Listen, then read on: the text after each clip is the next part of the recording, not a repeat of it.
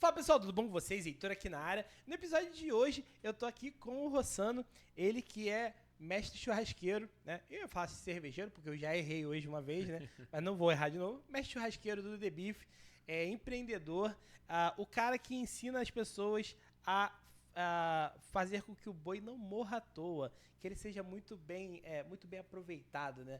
Dizem que do boi se aproveita até o berro, né, Rossano? Tudo.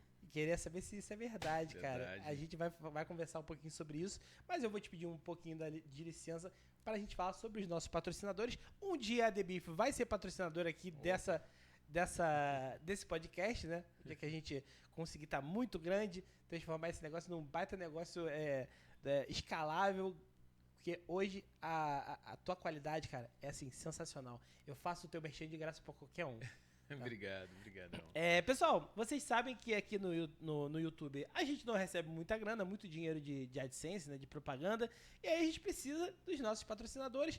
Aqui, Rosana, a gente tem hoje um patrocinador que é o de sempre, que é a Fortuna Negócios Imobiliários, que é a minha imobiliária, onde eu sou sócio. Então, se você estiver precisando de um serviço imobiliário, e eu não estou só falando de compra e venda, não. Então, compra, venda, registro, financiamento, a gente resolve. Eu tenho um problema que envolve um imóvel, então eu vou ligar para o Heitor, vou lá no WhatsApp, você vai falar diretamente comigo para resolver isso. Eu não tenho muito medo de muitas pessoas chegando, porque eu costumo demitir cliente. Se o cliente começar a entrar numa de leilão comigo, não, porque o outro corretor vende mais barato. Então vai no outro corretor, irmão. Vai lá, que eu não estou muito afim de entrar em leilão com o colega, não. Né? E hoje temos um patrocinador novo aqui, que é a H2i Produções. A gente está lançando produtos digitais de expert, de pessoas como você que tem um conhecimento grande, você que tem um conhecimento grande em churrasco, por exemplo, você pode lançar um produto digital com a gente. E aí também fica aqui o meu WhatsApp para você entrar em contato com a gente. Sou um dos sócios na produtora. A gente vai lançar já 3 produtos. Um bacana sobre esporte, não vou dar spoiler pra galera não. Um sobre nutrição, também não vou dar spoiler. E um no mercado jurídico, que eu também não Boa. vou dar spoiler pro pessoal. Rossano, é um prazer, cara, estar aqui com você. E eu esqueci de te apresentar como uma coisa que você também que é baterista. Ah, sim. É? Sim, também. E aí, quando você fala de bateria, qual é o teu gênero preferido? Cara, eu sempre fui do rock, mas eu aprendi a tocar bateria com uma pessoa espetacular, que ele foi o primeiro baterista da Elis Regina, de grandes feras aí, Argos Montenegro, e o cara começou comigo no samba. E eu disse, cara, eu quero tocar rock. Ele disse, não, para aprender a tocar rock, tu tem que tocar samba. E realmente, fez total diferença na minha vida. Sério mesmo? Sério. Que doideira, cara. Eu jamais imaginaria. Eu gosto de música, eu gosto muito de ouvir música, mas eu não sou. Te falei, né? Violão foi brincadeira pra mim. Meu pai gostaria muito, meu pai se frustrou muito porque eu não quis aprender muita música, né? Fazer piano clássico, violão clássico, não era minha praia. Minha praia era pegar o violão e tocar umas musiquinhas do Legião Urbana com a galera do prédio. Aham. E isso não passou de 2 anos. E aí com 2 anos não se fica bom em nada, né? Praticando só 2 anos. E você tá praticando churrasco há muito mais tempo, né? É, é. Sim. Você é gaúcho, Eu né? sou gaúcho, eu sou de Porto Alegre. Aham. Cheguei no Rio em 98 com o propósito da música e entrei pro mercado financeiro, que eu estava sozinho no Rio, só tinha o meu pai aqui. E com isso, alguns caminhos se voltaram e outros se abriram, né? Então eu entrei na parte financeira, sou formado em administração e aí me especializei em finanças. E nisso comecei minha vida em banco. Então me tornei um gestor dentro de um dos maiores bancos aí do mercado. Fiquei 15 anos trabalhando em banco. Uhum. Só que essa questão da minha vida na proteína animal, bovino, suíno e ovino, sempre seguiu comigo paralelo. Uhum. E chegou um momento que eu disse, não, eu não quero mais aqui e eu vou partir full time para a minha vida em cima da proteína. E eu estava com alguns projetos engavetados, estava surgindo algumas questões de raça nessa época. E então larguei tudo e foquei para esse lado. Então desde 2012, eu tô praticamente 2010 para 2012, comecei a full time nessa parte. E aí o The Beef surge nessa época? Pois é, o The Beef, ele surge nessa época, eu estava em Porto Alegre, visitando a família, quando eu vi uma fila gigantesca no meio da rua, e eu tinha ideia do que eu queria com a The Beef hoje, né? Na época não era ainda The Beef, e lá entrei nesse lugar, era 40 metros quadrados, só tinha um balcão de uns 3 metros de comprimento e uma churrasqueira. E muita gente ali comprando. O que o cara fazia? Ele pegava, fazia o churrasco. Lá no sul, tradicionalmente, a gente usa espeto. Então, o nosso churrasco é assado. Né? Então, ele botava para assar vários cortes. As pessoas iam lá, eu quero um espeto inteiro, eu quero meio espeto. Fazia um combo com alguma bebida, refrigerante, e levava para casa. Então, quem não tinha churrasqueira ou recebeu alguma visita inesperada, podia recorrer a ele. E ele já estava com o churrasquinho pronto. E aquilo ali me chamou a atenção. Disse, poxa, legal essa ideia. Eu vou levar isso para o Rio. Só que me chamaram de louco porque o nosso churrasco assado, ele leva de 40 a 50 minutos para ficar pronto. Foi aí que eu tinha que melhorar esse tempo e entregar o churrasco o mais rápido possível. Por quê? Com essa pessoa, lá culturalmente, o gaúcho ele almoça de 11 até 2 da tarde. Depois disso, os estabelecimentos, alguns fecham, o movimento cai. Então, é aquela coisa, quando você é convidado para um churrasco em Porto Alegre, é ali de 11 às 2. Sim. Depois, já acabou o churrasco. Não é aqui no Rio, que é um churrasco de o dia inteiro, tu fica lá na resenha, beliscando o dia inteiro. Não, lá é isso. Então, quando o movimento dele... Muito engraçado como a cultura muda, né? Muda, muito. Duas coisas que representam muito a cultura. Um é churrasco e a outra é cachorro-quente. E o meu sonho é fazer um cachorro-quente combinando aquela tua entrada. Daqui a pouco eu falo. Eu já tô salivando aqui, pessoal. Mas vai, continue. E aí, eu perguntei pra ele, vem cá, o que tu faz com a carne depois das 2 horas da tarde que o teu movimento cai? Disse, cara, eu não tenho o que fazer, porque eu tenho que mensurar pra cima o que eu vou vender. Se sobrar, ou eu faço uma doação para os meus funcionários, ou faço uma doação para alguma casa carente aqui próximo. Disse, legal. Ótimo, mas dói no bolso. Porque se você partir do pressuposto que tu vai terminar o teu dia com 8 espetos, a gente está falando de praticamente 8 quilos de carne. E 8 quilos de carne é muita carne.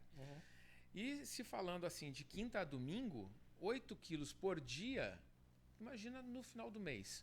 E eu vim com isso na cabeça. Como é que eu vou inverter isso? Foi quando eu fui para São Paulo. E eu conheci a casa do senhor Marcos Bassi, que para mim é a lenda do churrasco. Infelizmente nós o perdemos, acho que já faz 5 anos. É o cara mais visionário em termos de carne que o Brasil já teve, de conhecimento, aprendi muito com ele. Imagina, desde 78 o cara já falava em fraldinha, em bombom, em bananinha, coisa que nunca ninguém imaginava. Então, foi ele que deu até os nomes. E lá na casa dele eu aprendi que no churrasco... Olha, é interessante essa questão que você levantou da questão cultural, né? No sul, o churrasco de espeto. São Paulo, o churrasco grelhado. Foi aí que eu me dei conta que o churrasco grelhado ele é mais dinâmico e mais rápido. Então, ao invés de você fazer as peças inteiras, a gente faz em postas. Então, eu ganho muito em tempo. Sim. A uma distância mínima de 15 centímetros da brasa, eu vou fazer o meu grelhado em, no máximo, 17 minutos. Eu tô sofrendo muito aqui fazendo esse podcast. Porque eu só penso em churrasco. E aí você ganha muita produtividade, né? Produtividade total. Porque aí eu inverti. Lá as pessoas escolhiam o espeto para levar para casa. Hoje eu abri a minha primeira casa em 2012 aqui próximo, aqui no Rio Shopping. Então aqui do ladinho, pô. Aqui do ladinho.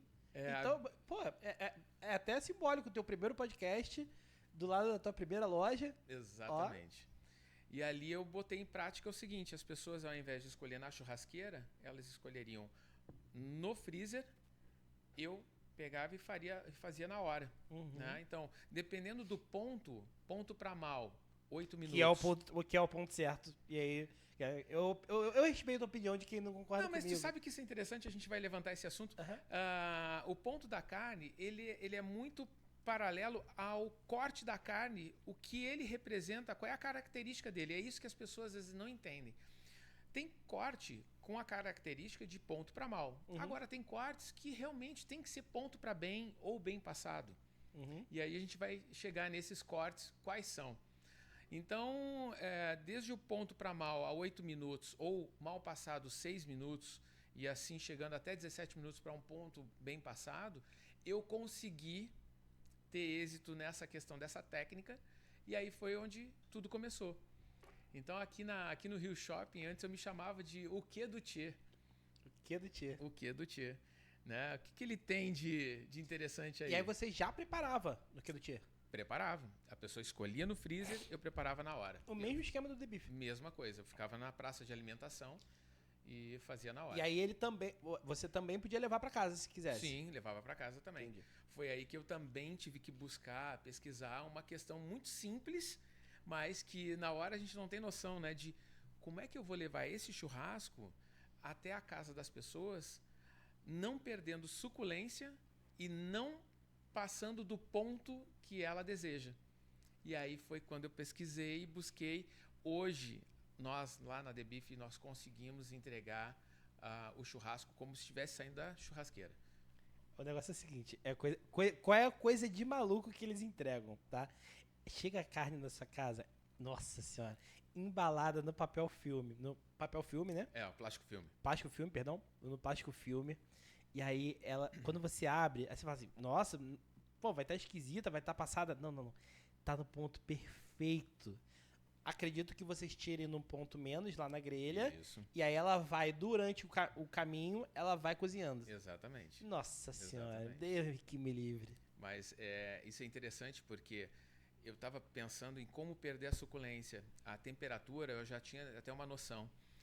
Mas foi quando que eu pensei, estava em casa, eu disse, não, peraí, o que a gente faz quando a gente se corta? A gente pressiona para estancar o sangue. Eu vou fazer a mesma coisa, eu vou pegar um plástico filme culinário, eu vou envolver ela o mais apertado possível para ela segurar. Eu sei que o cozimento interno dela, que ela tem uma temperatura interna, até chegar à casa dessa pessoa, vai chegar no ponto e com a suculência guardada. Só que eu tenho que trabalhar num raio de um perímetro de 6 km da The Beef. Porque aí eu tenho 10 minutos para entregar para essa pessoa. Sim. Não pode passar disso. Então é isso que a gente faz. Eu entrego nesse raio e chega certinho. Eu te desafio, eu desafio você que está aí me olhando agora a ver esse rios e não salivar no final. Se você não salivou, você manda um não salivei. Se você salivou, você manda só um joinha aí, pessoal. Cara, que coisa. É uma experiência. É até difícil. A gente tá falando aqui de um negócio que você precisa vivenciar, né? Mas assim, eu tô aqui só imaginando. A gente não tá comendo churrasco, infelizmente, vale dizer. Hoje a gente tá dando, como eu te falei, um salto de qualidade aqui no estúdio. Isso tem muito a ver com a nossa saída. A gente vai começar a fazer externas também, né? Não só para podcast, por conta da produtora e tudo mais. E eu tô muito afim de fazer um programa fazendo um churrasco, cara. Eu tô pensando nisso aqui. O que a gente vai produzir fazendo churrasco? Mas assim, muito bacana o sistema de vocês. Vocês me pegaram ali. Vocês me pegaram pelo iFood. Pelo iFood. Legal. O iFood não tá patrocinando aqui, mas foi pelo iFood. Então, vou fazer o seguinte, eu vou deixar que a galera que for aqui da região, né, de Jacarepaguá, se bem que nem Jacarepaguá, né, tem que estar a 6 km da tua loja. Fica mais complicado chegar a Jacarepaguá, infelizmente. Né? Tem que ser Barra da Tijuca, né? Tem que ser.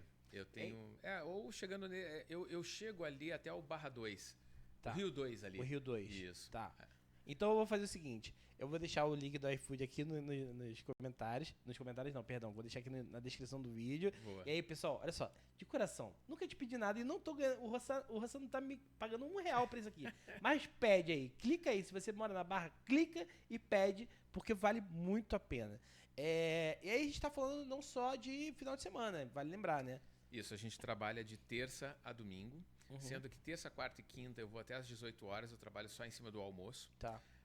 Sexta e sábado aí a gente faz almoço e jantar, vamos até às 22 horas. E no domingo a gente vai até às 17.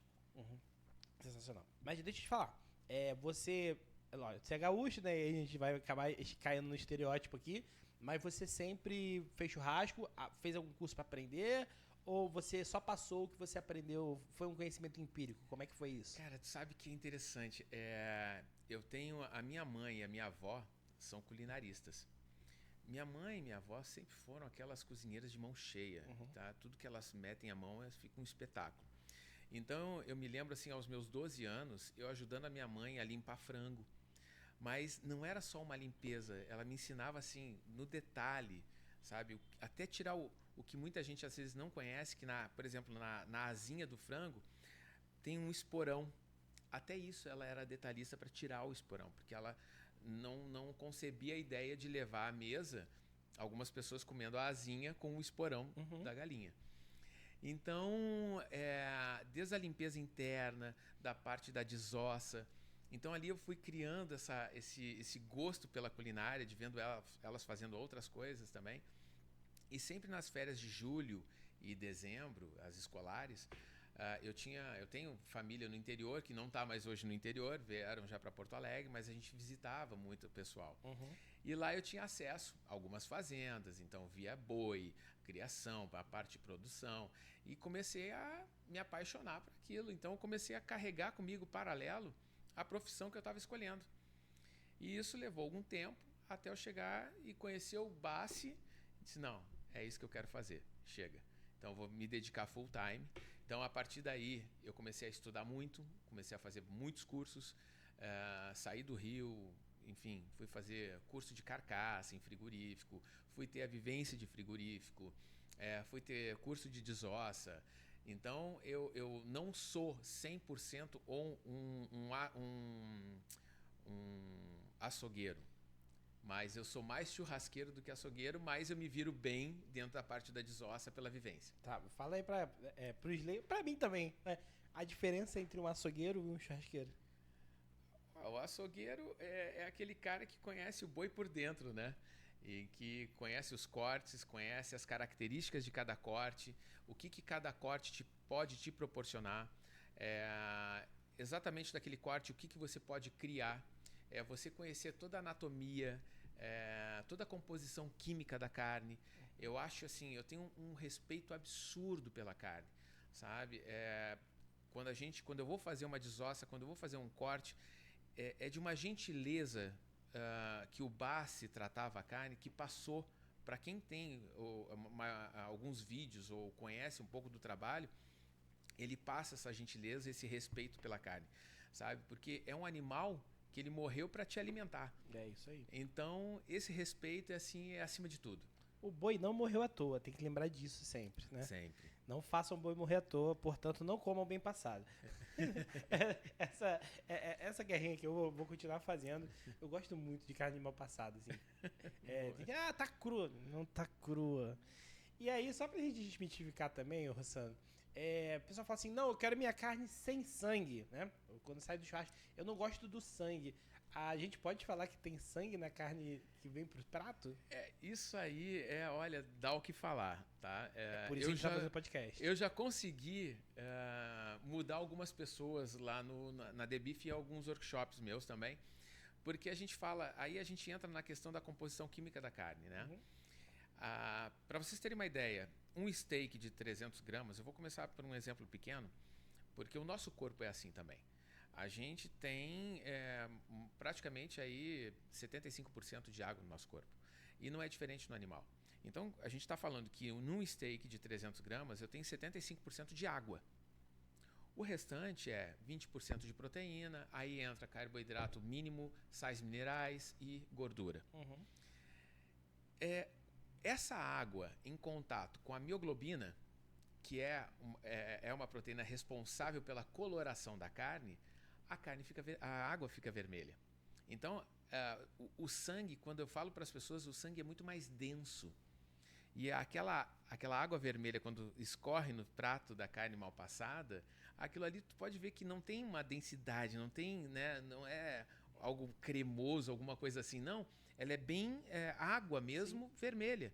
E claro que já vem junto um temperinho dela com sal, né? Que é uma delicinha, né? Para quem gosta. Então a gente desmistificou um pouco isso e tenta cada vez mais desmistificar para as pessoas entenderem. Eu fiz pessoas que não comiam de jeito nenhum carne até o ponto. Se tivesse rosado, não podia. Então fiz as pessoas provarem. Tem gente que me agradece até hoje, que o sabor muda completamente. Completamente. Sai de sola de sapato para carne de verdade. Não adianta, eu vou continuar. Assim, gosto muito, mas vou ficar repetitivo aqui se eu ficar nessa. Cara, deixa eu te falar. Vocês viram aqui eu engolindo da saliva agora? Porque eu só tô pensando em churrasco. Deixa eu te falar. Eu faço churrasco com meu pai desde que eu me lembro, assim. Uhum. Eu lembro muito claramente, assim, a gente indo pra Real do Cabo e assim, vamos fazer churrasco e tal. Numa época que a gente, quando fala de churrasco, você fala de picanha, ponto. Uhum. Quando a grana tava curta, alcatra, né? E quando muito, assim, era alcatra ou picanha. Não, agora a gente tá, a gente deu uma melhorada de vida. Uma picanha argentina, né? Não, essa aqui é argentina, essa aqui, muito boa e tal. E de uns 5 anos, talvez um pouquinho mais, mas vou botar dos 5 anos pra cá, ali, 2015 em diante, a gente teve uma melhora na quantidade de cortes, na qualidade de cortes, nas raças. Depois a gente fala de raça especificamente, mas na variedade, que foi absurda, assim. Hoje, dificilmente eu como picanha no churrasco. Sim. É só assim, quando a galera não é muito apreciadora e tal, aí leva um pedaço de picanha e bota, porque a produção é muito alta, a produtividade é muito alta, né? Quando você tá falando de um corte de costela, principalmente, a gente come muito menos, né? Uhum. E sacia muito mais. Sim. Como é que foi essa evolução da gente sair da picanha dura, aquela picanha de 2 quilos, né? Que era basicamente colchão duro. Como é que a gente sai desse churrasco e chega no estado de hoje? De você pegar um short rib, um corte de costela de, R$300, R$400, R$500. Como é que a gente sai de uma coisa e vem para outra? Como é que o mercado se desenvolveu? No início foi um tanto quanto complicado, tá? Eu ainda estava na minha loja aqui, né, no Rio Shopping, e eu sofri muito isso. Tanto que a minha loja, ela faliu em 8 meses. Porque as pessoas chegavam ao ponto de me chamar de ladrão. Por que eu estaria cobrando um valor que era, às vezes, o dobro ou o triplo que elas encontravam no supermercado? Uhum. Então a gente tinha que explicar, disse, olha, o mercado mudou. Hoje existe a carne de um boi de raça. Então eu vendo aqui a raça e não mais só a carne em si. Porque os nossos pais, os nossos avós estavam acostumados com aquela carne de Nelore, que é um zebuíno, em que não tinha hoje o que tem de tecnologia, o tratamento, o confinamento, toda a parte tecnológica, o blend de ração, para chegar numa excelência hoje como a gente tem. Então, levou um certo tempo para as pessoas entenderem isso. E tanto que hoje o Brasil ele não perde para ninguém em termos de mercado ou mercadoria, o produto carne, a gente não perde para nenhum país desenvolvido. Hoje, nós nos mantemos sempre entre os 5 primeiros, tanto na parte de exportação, consumo, na parte de importação de algumas coisas também, mas isso a gente deixou porque agora a gente tem uma parte produtiva muito boa, que é Brasil inteiro, não só hoje em algumas regiões, mas a gente já tem carnes maravilhosas vindo do Nordeste, que nunca se imaginava produzir carne no Nordeste em função do clima, e o clima favorável ou não para aquele animal. E hoje a gente tem, eu estive visitando a Vitória da Conquista, é espetacular o que os caras estão fazendo lá. A produção deles está excelente em termos de pasto, em termos de blend de ração. Depois a gente vai para o Centro-Oeste. Hoje tem muita coisa no próprio Sudeste. O Sul, por já ter algumas características também de produção de muito antigo essa parte, e que foi desenvolvendo e foi disseminando para o Brasil todo. Então, a gente a produção da carne de qualidade, de raça, ela já está atingindo um pouco mais de 30% de consumo no Brasil. Sabe? Então, aquela carne popular, ela está perdendo espaço porque as pessoas cada vez mais estão buscando qualidade para levar à mesa. Sim. Querem comer bem e entenderam que faz parte também, desde lá do produtor, justifica o preço que ela paga no final. Porque realmente a cadeia produtiva, desde o produtor, o frigorífico, a distribuidora, a boutique de carne ou o supermercado e até chegar na mesa, são etapas que realmente justificam. Né? Então, o mercado mudou e as pessoas absorveram muito bem. Bacana. Né? O nome desse corte certamente vai ser O Mercado de Carne Mudou. Não tem como, né? Porque concordo contigo, mas eu ainda vou até dar um ponto a mais aqui do ponto de vista de consumidor, né? Vou dar o meu ponto de vista como consumidor. Sim. Que foi o seguinte, hoje se consome muito menos quantidade. Você não sai mais de um churrasco empanturrado, tipo, meu Deus, parece que eu comi um boi inteiro, né? Sim. Você compra uma boa peça, né? Com ali um pãozinho de alho, um frango. Eu gosto muito de drumete, ainda consumo muito drumete, mas você pega uma linha gourmet da Seara, por exemplo, muito top, e um cortezinho de porco, vamos falar de porco também hoje, cortezinho de porco, e você tá satisfeitíssimo para ali 4 pessoas, 6 pessoas, satisfeitíssimo. Bebe-se menos também, né? Depois a gente pode fazer um em conjunto aí com a galera da cerveja, porque antes você bebia uma caixa inteira, 12 latinhas de cerveja, hoje é impossível. Você toma quando muito 3, 4 garrafas long neck, né, de 600 ml, você está bebendo menos, você está fazendo menos mal para o seu corpo. Quando você come mais, você também leva muito tempo, a digestão leva muito tempo, você fica assim, pontuado no dia seguinte, fala, nossa senhora, não aguento mais comer. Então, assim, é bom de todos os pontos de vista. E quando você come menos, né, apesar da carne ser mais cara, você come menos com mais satisfação, eu acho que sai elas por elas. Eu tô falando como consumidor, tá? Eu prefiro hoje consumir menos, mas com produtos de melhor qualidade. Claro. Tá? Não tô fazendo merchan, gente. O Rossano não tá me pagando R$1 para fazer isso aqui. Eu tô dando a minha visão dos fatos de verdade. Não, mas é isso mesmo. Mercadologicamente falando, você tem toda a razão. Por quê? Não é só a carne que mudou. A gordura dessa carne hoje vem com qualidade, assim como a carne. Então, hoje, me sacia comer uma carne de qualidade com essa gordura de qualidade.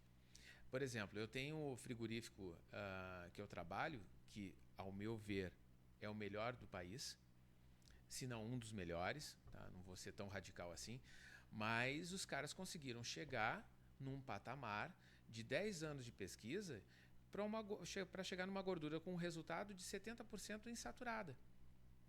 Isso faz com que exatamente isso que você está falando. Não te dá aquela sensação de, nossa, eu estou enfastiado, sabe? Não, você está satisfeito, porém não está passando mal. Às vezes, quando a gente sai de uma churrascaria, a gente quer comer tudo, né? O quanto a gente pode, e sai de lá mal, tu fica 2 dias na cama descansando. Então, quando tu come uma carne de qualidade, o teu corpo absorve essa qualidade e tudo funciona bem. Sabe? Então é exatamente essa questão. Que engraçado, você acabou de falar da gordura insaturada. A gente acabou de fazer um produto aqui na verdade, um podcast com o pessoal de pré-vestibular. Aí tinha um professor de biologia e um de química, e eles estavam explicando exatamente essa diferença. E aí tem até um corte. Eu acho que eu vi, era Você com viu? Azeite falando também. Do azeite, Exato, exatamente. Existe gordura boa? Existe. Sim. Você está falando da gordura boa. Exato. Se você quer saber a diferença, eu particularmente não sei, sou cara de exatas, meu negócio é Excel, mas eles falam lá sobre a gordura trans, gordura cis e tal, e como é que as moléculas se arrumam. Sim. E o que você está falando é exatamente isso, é gordura boa num boi bom. Vamos posicionar o pessoal, né? De repente acaba ficando nichado isso aqui, porque a galera que gosta de churrasco é que vai ver a gente, né? Mas de repente a gente consegue trazer uma galera que não conhece nada, que está querendo conhecer. A gente está falando, Rossano, pelo menos eu, do ponto de vista de consumidor. A gente está falando de 3 raças principais, né? O popular, né? O mais normal o Nelore, que é o zebuíno, que é aquele que tem o cupim, o brancão, o padrão, né? Isso, ele tem o chifre. O chifre, exato. O Angus, né? A gente pode falar de Black Angus e de Red Angus. Você pode explicar pra gente também a diferença. Um é preto e outro é vermelho. Mas não é só isso. Mas um se popularizou mais no Brasil por determinadas questões. E a gente tá falando também do Wagyu, ou Wagyu, depende daí da pronúncia. Eu não sou japonês. Mas que vieram algumas matrizes para o Brasil. Salvo engano, em 99, o Japão proibiu a exportação de Wagyu, né? De bichos in natura. Você só podia mandar sêmen e tudo mais. E o Brasil tem uma produção legal de Wagyu. E aí a gente tá vendo aí... Pô, outro dia eu vi, agora eu não lembro se foi uma picanha ou se foi um ancho, mas estava R$ 1.200 o quilo do Wagyu no Zona Sul. Sim. Eu, particularmente, acho que ainda não dá pra mim, né? Eu tenho até curiosidade.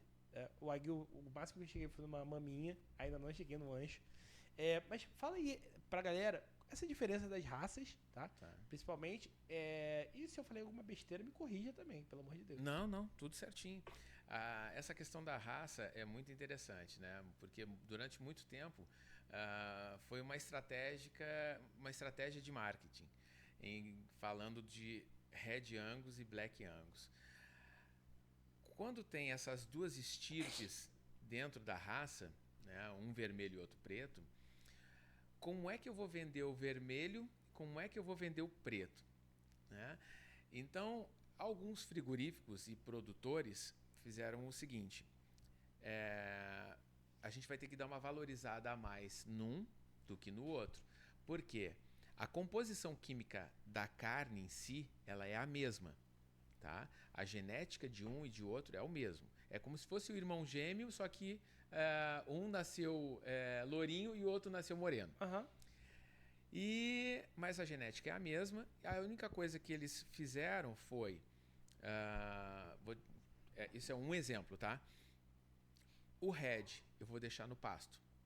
E o Black eu vou confinar e vou trabalhar um blend de ração para eu melhorar ainda mais o que já é bom.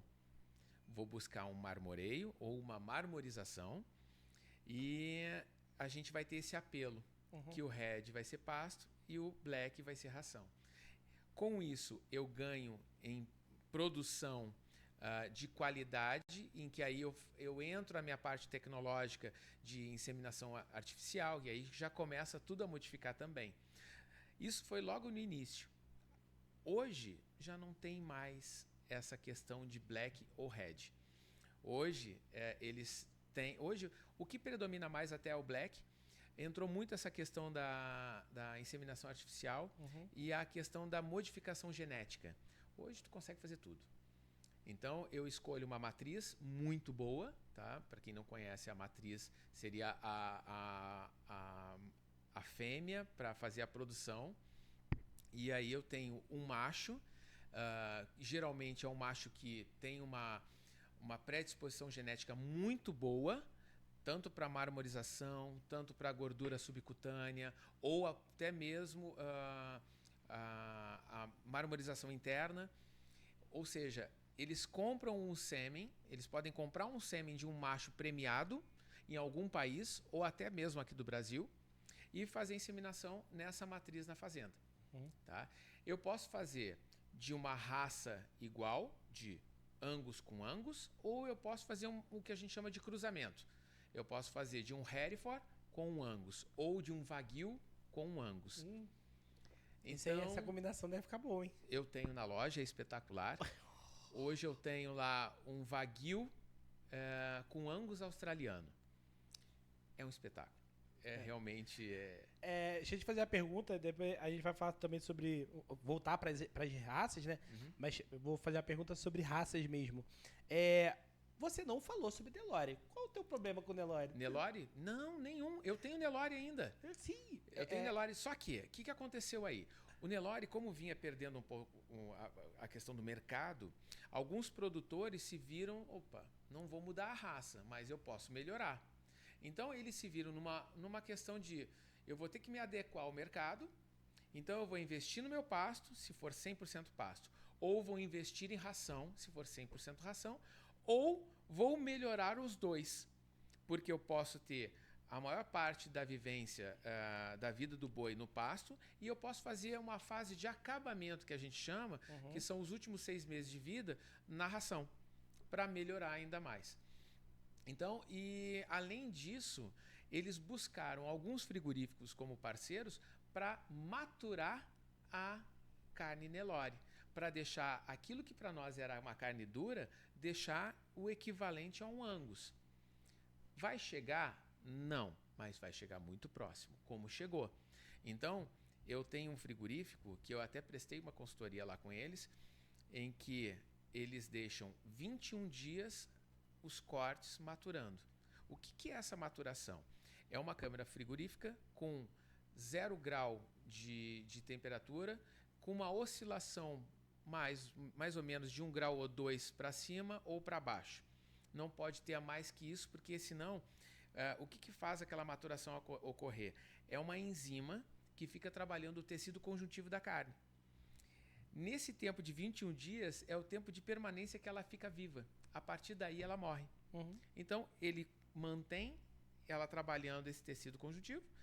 Após 21 dias ele libera para distribuição e venda para consumidor. Então, essa que é a famosa maturada. Essa é a famosa maturada. Maturada, com D.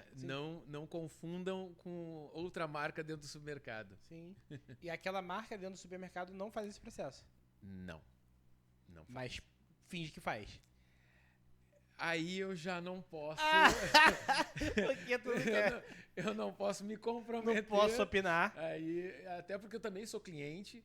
Eu vendo algumas questões de lá, do frigorífico geral, né, deles. Não desta linha, mas de outras linhas. Sim.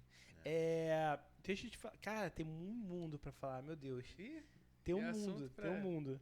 Eu gostei muito. E a impressão que eu tinha era que só se conseguia uma alta performance no Angus, por exemplo, num determinado clima. E aí, algumas regiões do país tinham esse clima, receberam esse Angus, e aí puderam entrar no mercado com um valor agregado maior, né? Mercado da carne mais cara, por assim dizer. Sim. Não vou nem entrar na questão de preço justo ou que não é justo. Justo é o que as pessoas pagam, né? Essa que era a minha impressão, que o Angus foi... o Angus se deu bem num clima mais frio, e aí esse Angus é uma carne de fato melhor do que a Nelore, e aí foi se popularizando. Eu não sabia que o Nelore estava se aproximando do Angus, né? Eu achava que o Nelore, como um todo, estava melhorando, e o Angus sempre se manteve ali no mesmo patamar de uma carne muito boa, né? De uma carne excelente. Deixa eu te fazer a pergunta. Existe hoje o selo da Angus, né? Se você olha lá no pacote da carne, vem com o selinho da Angus. Eu ouvi falar, não sei se é verdade, que aquele boi, da onde sai aquela carne, boi ou vaca, né? Aquele animal de onde saiu a carne, se ele for 1,32 avos Angus, ele pode receber o selo Angus? É verdade isso? 1,32 avos, assim, sei lá, são 6 gerações, talvez? Não, 5 gerações. Eu acho muito longe, porque me parece que é 1,32 avos Angus e o restante, os outros 31 parentes dele não eram Angus. E eu achei, assim, muito doido, cara. Achei muito longe pra eu estar pagando Angus. Hoje, eu sei que a gente consegue ter tanto meio sangue, né, o 50-50. A gente também tem o tríplice, que é 50, 25, 25. A gente também pode chegar no Ultra Angus ou Ultra Black, a gente chega até 75% Black e sobra 25%. Então, assim, mas 1,32 é realmente um pouco longe, distante. Né? Eu realmente não... Para receber o selo de certificação Angus, eles são muito criteriosos. Existe uma normativa em que você busca lá dentro da fiscalização, porque, na verdade, quem te dá o selo é uma associação de criadores de Angus, né? Em que já existe há muitos anos, desde os anos, se eu não me engano, os anos 50. Eu não fazia ideia que já existia Angus já. O Angus já está no Brasil desde 1906, pra você ter uma ideia. Só que só veio ser explorado, tipo, há pouco tempo atrás, vamos falar de 15 anos atrás, que deu o boom da carne nobre. Né? Mas tanto o Angus quanto o Hereford, que o Hereford até é o meu preferido, eles estão no Brasil desde 1906, entrando através da fronteira Uruguai. Sim. Os grandes fazendeiros uruguaios já faziam negócio com os grandes fazendeiros ali no sul. Entendi. E não tem nada a ver, eu falei besteira quando eu falei de clima. Que o Angus se adapta melhor. Não, na verdade, o Angus ele vem de um clima temperado. Só que o nosso país é de um clima tropical. Sim. Eles se adequaram melhor ao sul, né? Em Rio Grande do Sul, Paraná, Santa Catarina, realmente eles tiveram uma boa adaptação. Subiram até Mato Grosso do Sul, também tiveram uma boa adaptação. Quando eles entraram praticamente num clima mais seco, né? Goiás, e aí tiveram uma dificuldade maior ali, mas hoje a tecnologia melhorou bastante a questão de adaptação em fazenda, né? Dentro do confinamento a gente consegue ter área de escape, que é a área de sombra, a água. Eu sempre sou muito chato com essa questão de água, porque muita gente há pouco tempo atrás fazia um açudezinho e botava os animais para beber água de uma água que não era nem tratada. E aí eu até, para alguns fazendeiros, eu cheguei só um pouquinho. Se você quer vender uma excelência em carne, se você está se dedicando a um blend de ração e você está esquecendo da água, você está botando todo o teu dinheiro fora. Porque a água com o cheiro, aquele açude com aquele limo, ele vai passar para a carne. Então, eu sempre falo que a potabilidade de uma água para um animal tem que ser acima de 80%, de um pH. 82, que praticamente é a água que a gente toma. Que a gente bebe. Então, tem que ser para o animal também, porque aquela carne a gente vai ingerir também. Então, e aí, quando a gente volta naquele assunto de 75% de água dentro de uma carne... É essa água do açude. Essa água que eu estou bebendo. Então, isso é extremamente importante. Entendi. Existe uma lenda, talvez, do tal do boi que bebia cerveja. É real? Que bebe cerveja, que ouve música clássica e recebe massagem? É real essa porra? É real. É do Wagyu que a gente está falando. O Wagyu, muita gente ainda confunde, tá?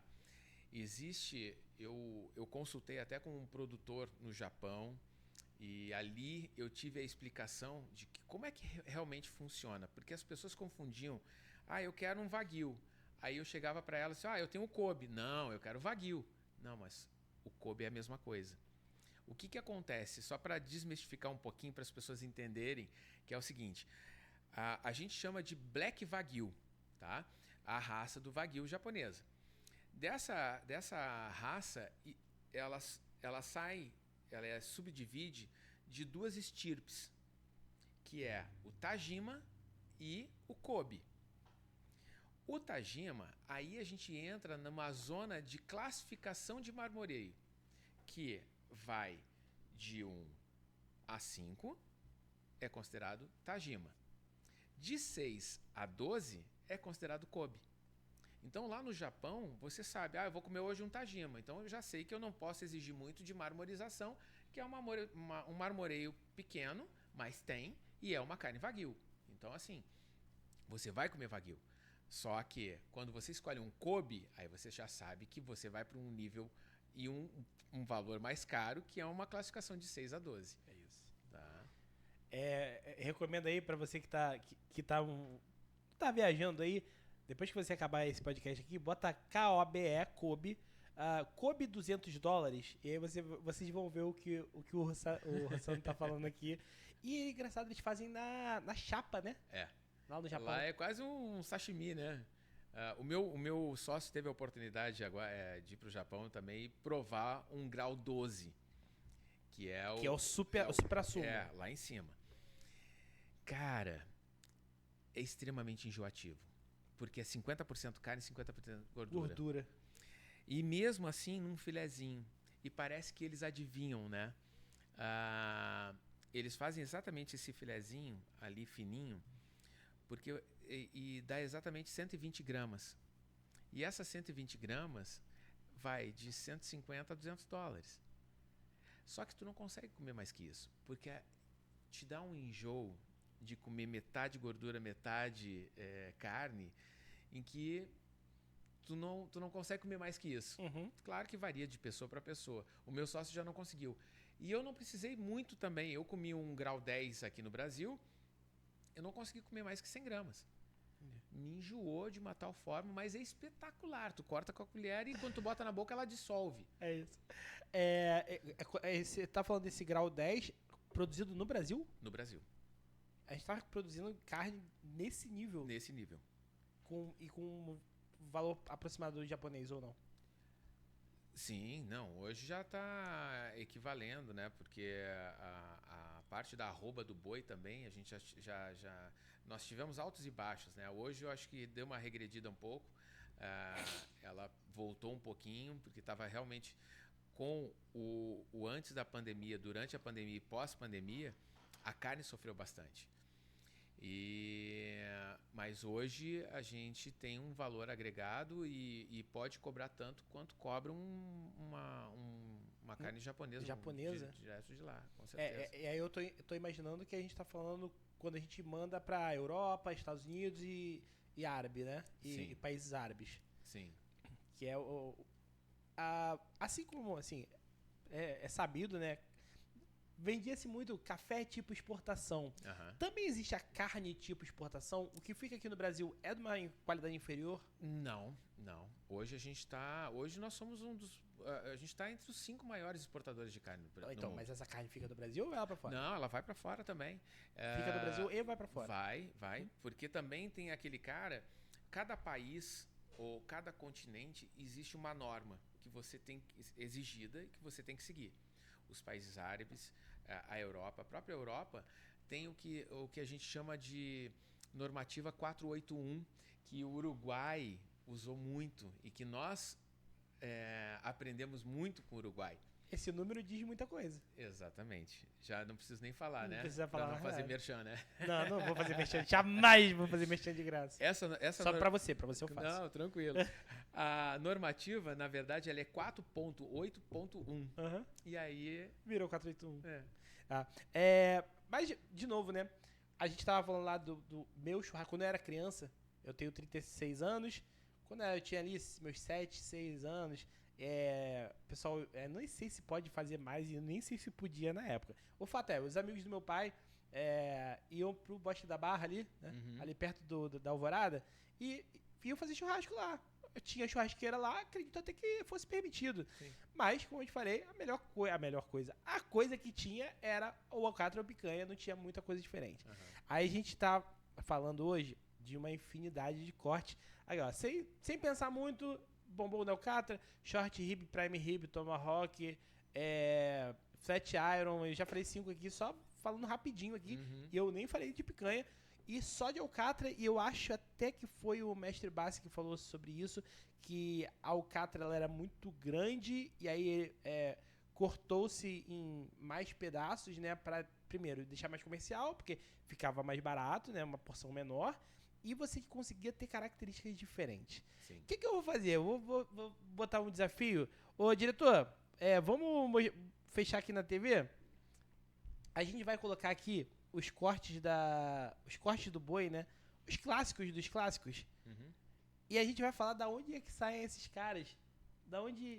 Do que a gente tá falando. Pessoal, esse aqui é o...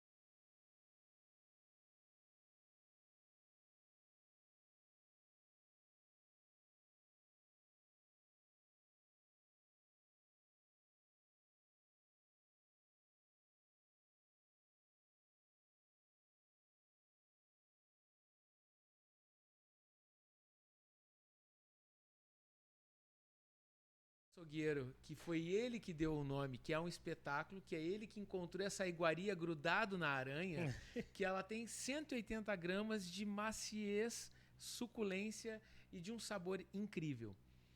Abaixo a gente vai encontrar, então, o miolo da alcatra, que se subdivide em baby beef e bombom. Então, só na alcatra a gente já encontrou aí o bombom, o baby beef, o steak do açougueiro, a aranha. 4 cortes num corte só. Fora a maminha e a picanha. Coisa linda. Olha só, essa aula aqui, pessoal, essa aula de graça, você só vai ter aqui no canal, tá? Se você quiser saber um pouquinho mais, você vai lá pro workshop do mestre. E aí, por que eu botei essa imagem aqui, né? Pra gente ver na televisão junto. O que se falava é que os cortes do dianteiro, né? Como você falou, a partir do 13, né? 13 em diante. O 2, ele já faz parte ali, metade do 2, né? Que começa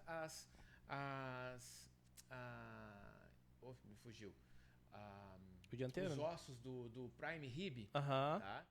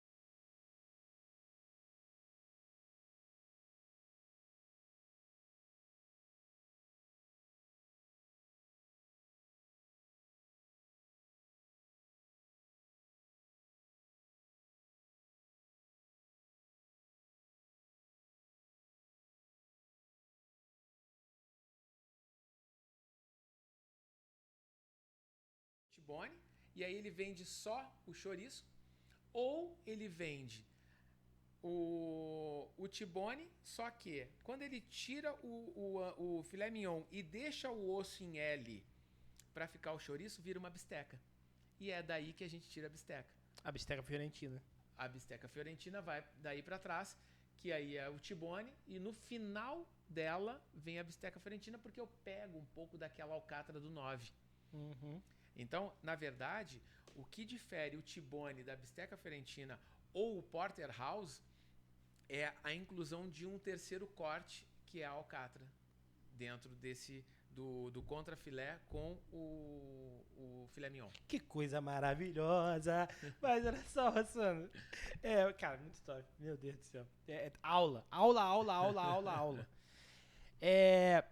Mas não existia uma lenda, de repente, você que vai me responder, você manja muito. Não existe uma lenda de que dianteiro, né? A metade pra frente do boi ia pra fora e a metade pra trás ficava no mercado interno e por isso a picanha se popularizou? Ou eu tô muito errado? Cara, não. Eu acho que a questão cultural do Brasil é sempre achar que o dianteiro eram carnes de segunda, que as pessoas falavam, né? E aí usavam essa carne de segunda para trabalhar em cozinha, ou seja, cozinhando, né? E aí acabavam que, por uma questão de mobilidade, de ter ali no traseiro pouca mobilidade de músculo, começou a trabalhar muito essa cultura de ser o mais macio. Mas é o que o Bassi sempre falava, né? Se o boi é de primeira, não existe carne de segunda. Né? Existem características de corte. Eu vou pegar um acém, que até pouco tempo atrás, as pessoas usavam o acém como carne moída. Hoje a gente tem o short rib, hoje a gente tem o Denver, hoje tem, imagina, vários cortes, o miolo do acém, a costelinha do acém. Então, assim, hoje o acém ficou muito famoso, ele está presente agora nos churrascos e a coisa mudou. O peito até então as pessoas usavam em sopa, botava na panela de pressão para dar carne aquela para velho e criança, né? E hoje eu faço o peito no American Barbecue. Sim, brisket. Um brisket. E o sanduíchezinho de brisket é coisa linda. Botar um abacaxi. Esquece. E aí tem uma coisa legal, né? Que o abacaxi também ajuda, as enzimas do abacaxi ajudam a digestão, né? Muita gente usa até o abacaxi para amaciar a carne. Eu não concordo muito com isso, mas... Não, mas eu já ouvi falar que a mistura, ela acontece por conta de gosto e posteriormente se descobriu que faz muito bem na digestão. Sim, faz. É porque ele é extremamente cítrico, né? Então, o que é o cítrico? É um pouco daquele o ácido que ele te ajuda. Sensacional! Coisa linda. Cara, nossa senhora, ainda tem...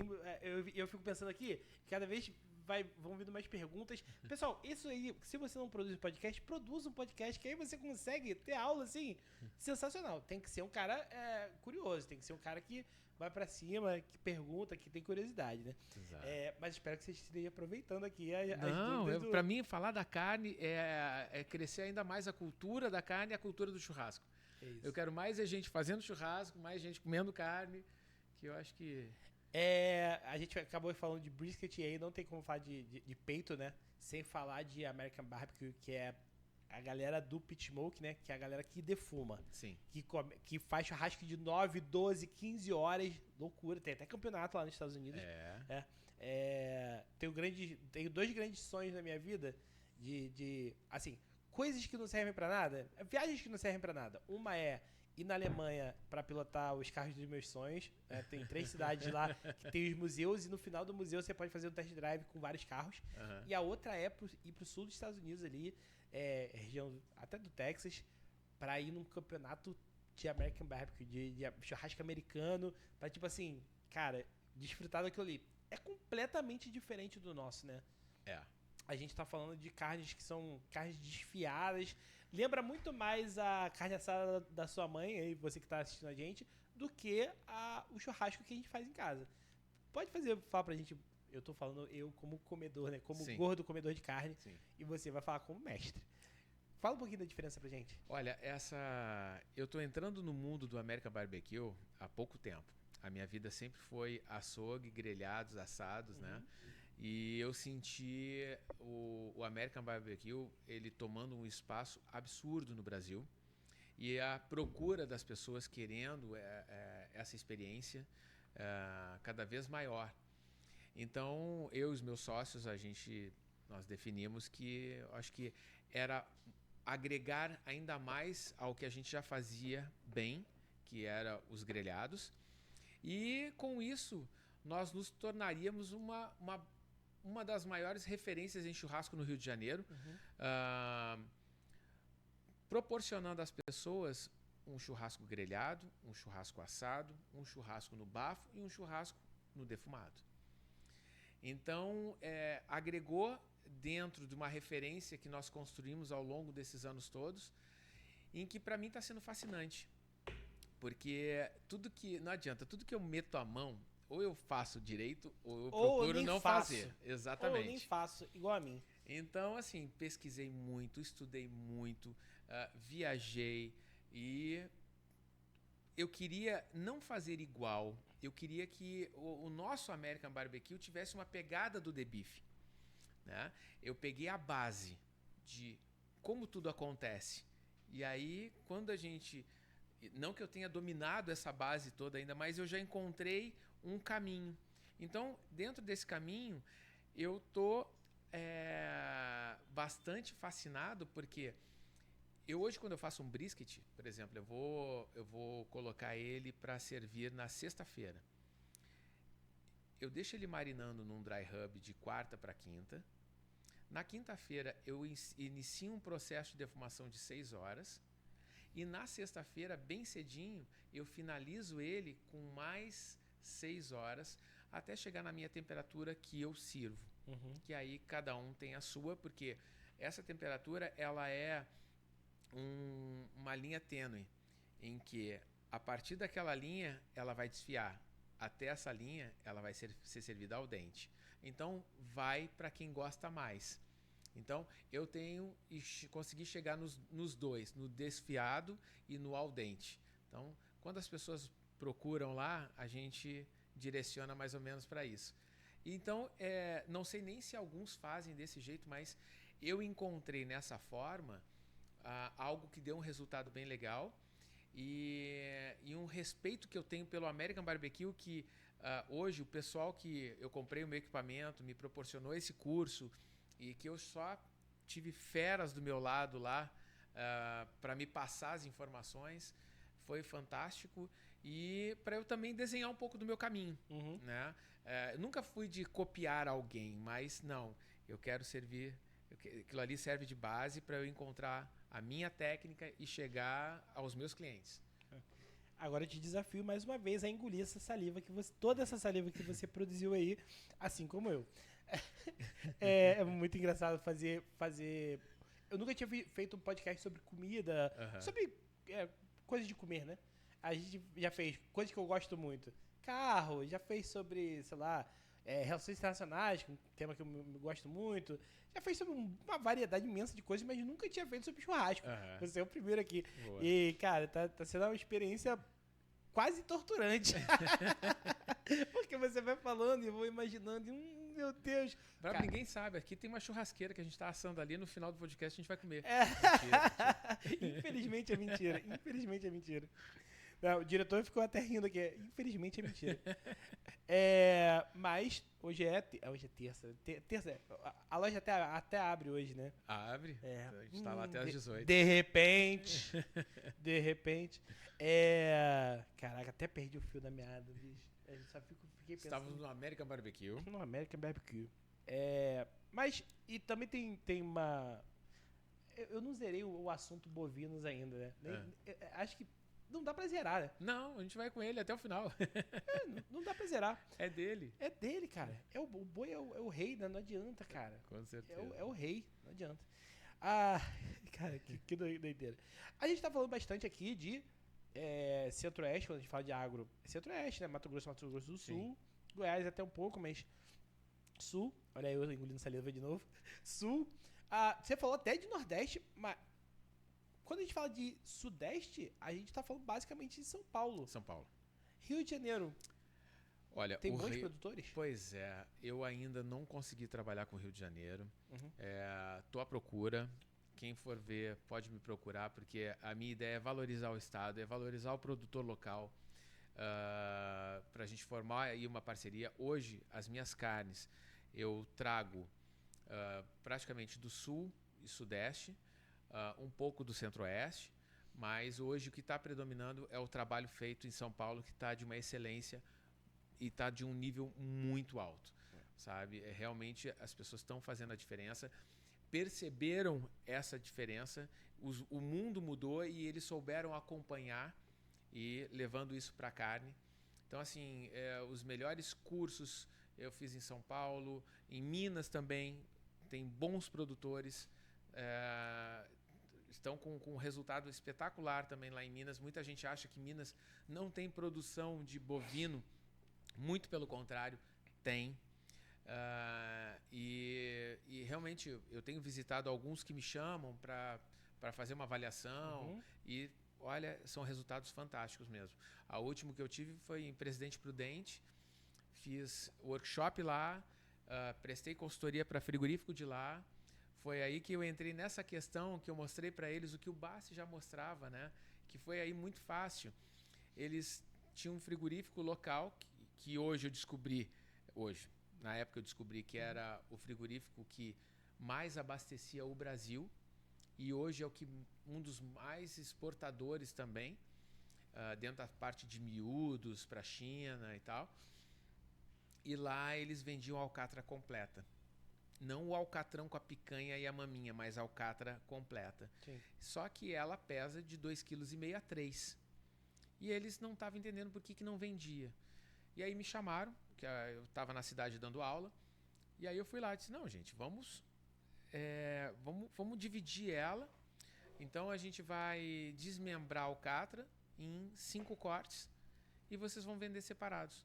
Pô, mas e o steak do açougueiro, que ele é 180 gramas?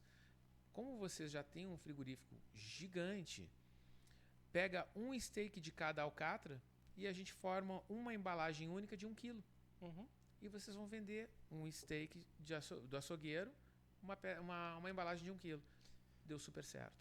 E aí você não tem mais uma peça de 3,5 kg que custa R$200. Não. Você tem uma peça de 1 quilo que custa ali seus 50, 60 reais. Aí ele vai comprar o bombom separado, ele vai comprar o baby beef separado, a aranha separado, o steak do açougueiro. Então, assim, tudo ficou melhor ali. Então, ficou mais dinâmico, mais comercial. E aí eles tiveram essa pegada, mas, infelizmente, o criador não levou os louros, mas o importante é que deu certo. Deu certo, deu certo. E a gente vai fazer esse corte aqui e todo mundo vai ficar sabendo que foi você que deu essa ideia aí. Sabe o que mais, Rossano, que importa muito? Né? Você está falando sempre de melhoria de qualidade. A galera que está vendo esse podcast e que chegou até aqui, viram também, se já viram outros episódios, viram que a gente aumentou aqui no nosso estúdio a qualidade. Cara, quando a gente dá esse salto de qualidade, olha o Heitor se comparando a frigoríficos importadores gigantescos. Não é isso. É uma questão do ser humano. Sim. Né? A gente quer sempre melhorar, a gente quer sempre dar um passo acima. É por isso que a gente quis melhorar aqui, porque a gente está querendo se lançar como produtora. Né? É bastante óbvio para quem já acompanha aqui a história do canal e lá no Instagram também, né? No Siga Tudão, aliás, igualzinho no YouTube. É bastante óbvio que eu sempre estou buscando essa melhoria e eu acabei juntando com outras pessoas que também querem e aí a gente vai em busca disso, cara, em ganhar qualidade, né? Em produzir coisas em outro nível, em um nível muito profissional. Já era muito bom, sim, mas ainda deixava um pouco a desejar e a gente deu um salto de qualidade. Ontem ficamos trabalhando aqui, cara, sei lá quantas horas seguidas. Eu cheguei em casa e falei, cara, tô morrendo de fome, porque eu tinha esquecido de comer, pô. A gente ficou trabalhando pra dar essa melhora aqui. E dá muita felicidade. Eu imagino que pro criador também seja isso. Sim. Só que o meu ciclo aqui, né? O meu ciclo de podcast é semanal, né? Toda semana eu tenho 2, 3 episódios. E o cara lá, ele leva pelo menos aí pra tirar um corte, 24 meses, é isso? 18 a 24 meses. Isso. Mas eu acho que é isso, Heitor. A gente sempre busca, quando a gente se propõe a fazer algo, até como empreendedor, cara, se eu não procurar sempre a evolução, me desenvolver e estar sempre acompanhando o mercado, tanto tecnologicamente como comercialmente, vai ter uma hora que eu vou morrer. Se eu não tiver o olho lá na frente, não tem jeito. Eu não posso me acomodar a achar que não está tudo bem. E aí vai ter uma hora que o mundo te para. Isso aí. Então, na verdade, tu tem que estar com a cabeça aberta exatamente para isso. É buscar tecnologia, buscar evolução, desenvolvimento. De vez em quando você tem que deixar alguma coisinha na mesa, porque tem investidores ou pessoas que querem somar contigo, né? O cara traz uma habilidade que você não tinha a princípio. Mas isso acontece, pessoal. Essa é a jogada do empreendedorismo que a gente está falando aqui. Você tem quantos sócios? Eu tenho mais 2 sócios. Tem mais 2 sócios. Provavelmente, se o Rossano soubesse fazer ou tivesse o mesmo tempo e tal, sempre existe uma troca. Vocês só se juntam porque faz sentido essa união. Exato. Né? O interessante da nossa estratégia de união é que cada cabeça entende de um setor diferente da loja. Cada um é um especialista numa área. Então, hoje, eu cuido da parte operacional, eu cuido da parte da produção, e os dois, eles estão de frente, um com o marketing, o outro parte financeira, Uhum. administrativa. Então eles têm todo um know-how em que o know-how de cada um juntou e agregou bastante ao todo que é a Debif. Sim. Então é isso que dá certo. Esse casamento, eu falo que para dar certo, né, a gente convive todos os dias, até mais do que a gente convive em casa. Sim. Se esse casamento não der certo, a gente não tá pensando igual, não vai. Não vai pra frente. Não vai Assim, pra frente. você falou aí que quebrou, né? Eu já tive a oportunidade de quebrar algumas vezes também. Não é uma experiência legal, mas eu acho que a gente ganha casca, né? Sim. Ganha casca, Sim. ganha potência pra continuar seguindo em frente. Não dá pra deixar a depressão tomar conta, né? Não. Porque bem falava Marcelo D2 lá, pensamentos negativos são como fezes infestam todo lugar. À procura de alguém que os preze, né? Alguém que se preocupe com os pensamentos negativos. Sim. Então, assim, não dá pra deixar a peteca cair, galera. Vamos seguir. Rossano, vou falar um pouquinho sobre linguiça, mas linguiça de costela. Você tem uma entradinha no restaurante. Né? Você chama de restaurante ou loja? Não, o restaurante, a parte ali de onde a gente serve é o restaurante, a loja é a boutique. Então, vou chamar de restaurante. Aham. No teu restaurante tem uma entradinha que é um absurdo, que eu sempre peço pra tirar a linguiça de pernil. Eu falo, eu quero 3 linguiças de costela. Peço 3 linguiças de costela de boi, né? Nossa senhora. E 2 pãezinhos de alho. De alho. O meu sonho, como eu te falei um pouquinho atrás, meu sonho é pegar essa jogadinha. O teu pão de alho é feito com massa de pão de queijo. Aham. Fazer essa jogadinha, fazer um molhinho de tomate ali, meio besta, né, gourmetizado, e fazer um cachorro quente. Um dia eu vou fazer isso. Vou lá na loja, vou pegar um pacote de costela de boi, um pacote daquele pãozinho e vou fazer um cachorro quente gourmet. Tu vai ver. Eu vou te mandar ainda. Eu tenho cliente que já fez isso, tá? Ah, é? Tenho. Ele até chegou e falou, nossa, eu peguei e fiz a linguiça de costela, nem abri o pão. Eu só fiz um furinho na lateral dele, Aham. empurrei a costela pra dentro, a linguiça. E aí depois eu fui fatiando pra galera. Ficou espetacular. E aí ele botou alguns molhos e tal, mas é essa linha. E aí, não, empurrar a linguiça pra dentro é sempre bom, lá ele. E aí, mas pô, o cara já roubou a minha ideia, cara. É mole. Mas ele botou molho de tomate também? Não, Não? não. Só botou a linguiça. Tá. Aquilo ali é um absurdo. Um absurdo. Gosto muito daquela entradinha ali. É um absurdo. E aí vem os executivos, né? Maminha ou... são as 3 opções que eu, pelo menos das vezes que eu fui lá, sempre tinha maminha, chorizo ou ancho. E aí, cara, eu não sei te dizer qual é a melhor. Aham. Eu vou pelo que eu tô afim de comer no dia. Mas a minha preferida é a maminha. Maminha. A maminha é a minha preferida. Boa. Ela apesar de não ser a mais macia, ela é a minha preferida de sabor. Entrando nessa questão de maciez e sabor, as pessoas, eu acho que às vezes a gente também tem que ter um cuidado, porque às vezes a gente fica julgando muito alguns cortes. Ah, não, mas isso não é macio. Mas a gente esquece que churrasco não é só maciez. A gente tem sabor, né? A gente tem a suculência. E eu sempre falo exatamente isso. Eu não busco só o churrasco macio. A maminha, ela, em termos de um grau de maciez, ela não é a maior. Mas ela tem um grau de maciez em função do boi ser muito bom. Mas ela, por estar na virilha do boi, numa região de pouca articulação, ela vai ter pouca água. Então, é aí que entra a característica de cada corte. A maminha tem uma característica de que, para ela manter a suculência com esse sabor e um pouco mais de maciez, eu preciso degustar de mal passado até ao ponto. Se eu jogar ponto para bem ou bem passado, ela resseca. Porque tem pouca água. Exatamente. Então, isso vai variar de corte para corte. Tá? Por isso que as pessoas às vezes não entendem. A fraldinha. A fraldinha é uma questão assim que muita gente faz errado. E por mais que tu olhe, é uma fraldinha, é fácil de fazer. Não. Ela tem uma complexidade em que ela já tem as fibras espessas. Se eu abro ela, porque ela tem um efeito sanfona, se eu abro ela e ponho na minha grelha, eu resseco ela em 2 tempos. Se eu pego e comprimo ela bem comprimida e mantenho ela assando, dependendo do peso, eu vou manter toda a suculência dela. É aí a diferença de quem faz aberto e quem faz fechado. Então, e a fraldinha, fazendo ela fechada, eu posso servir ela até ao ponto para bem. Porque ela vai estar com a suculência, só que ela não vai estar mais rosada. Mas ela vai estar muito boa também, uma maciez e um sabor. Tá difícil a gente ficar fazendo assim, ficar babando aqui. É engraçado, né? Eu não sei se você gostava você fez administração, talvez você tenha um tino para exatas, né? Pouquíssimo. A minha esposa tem mais.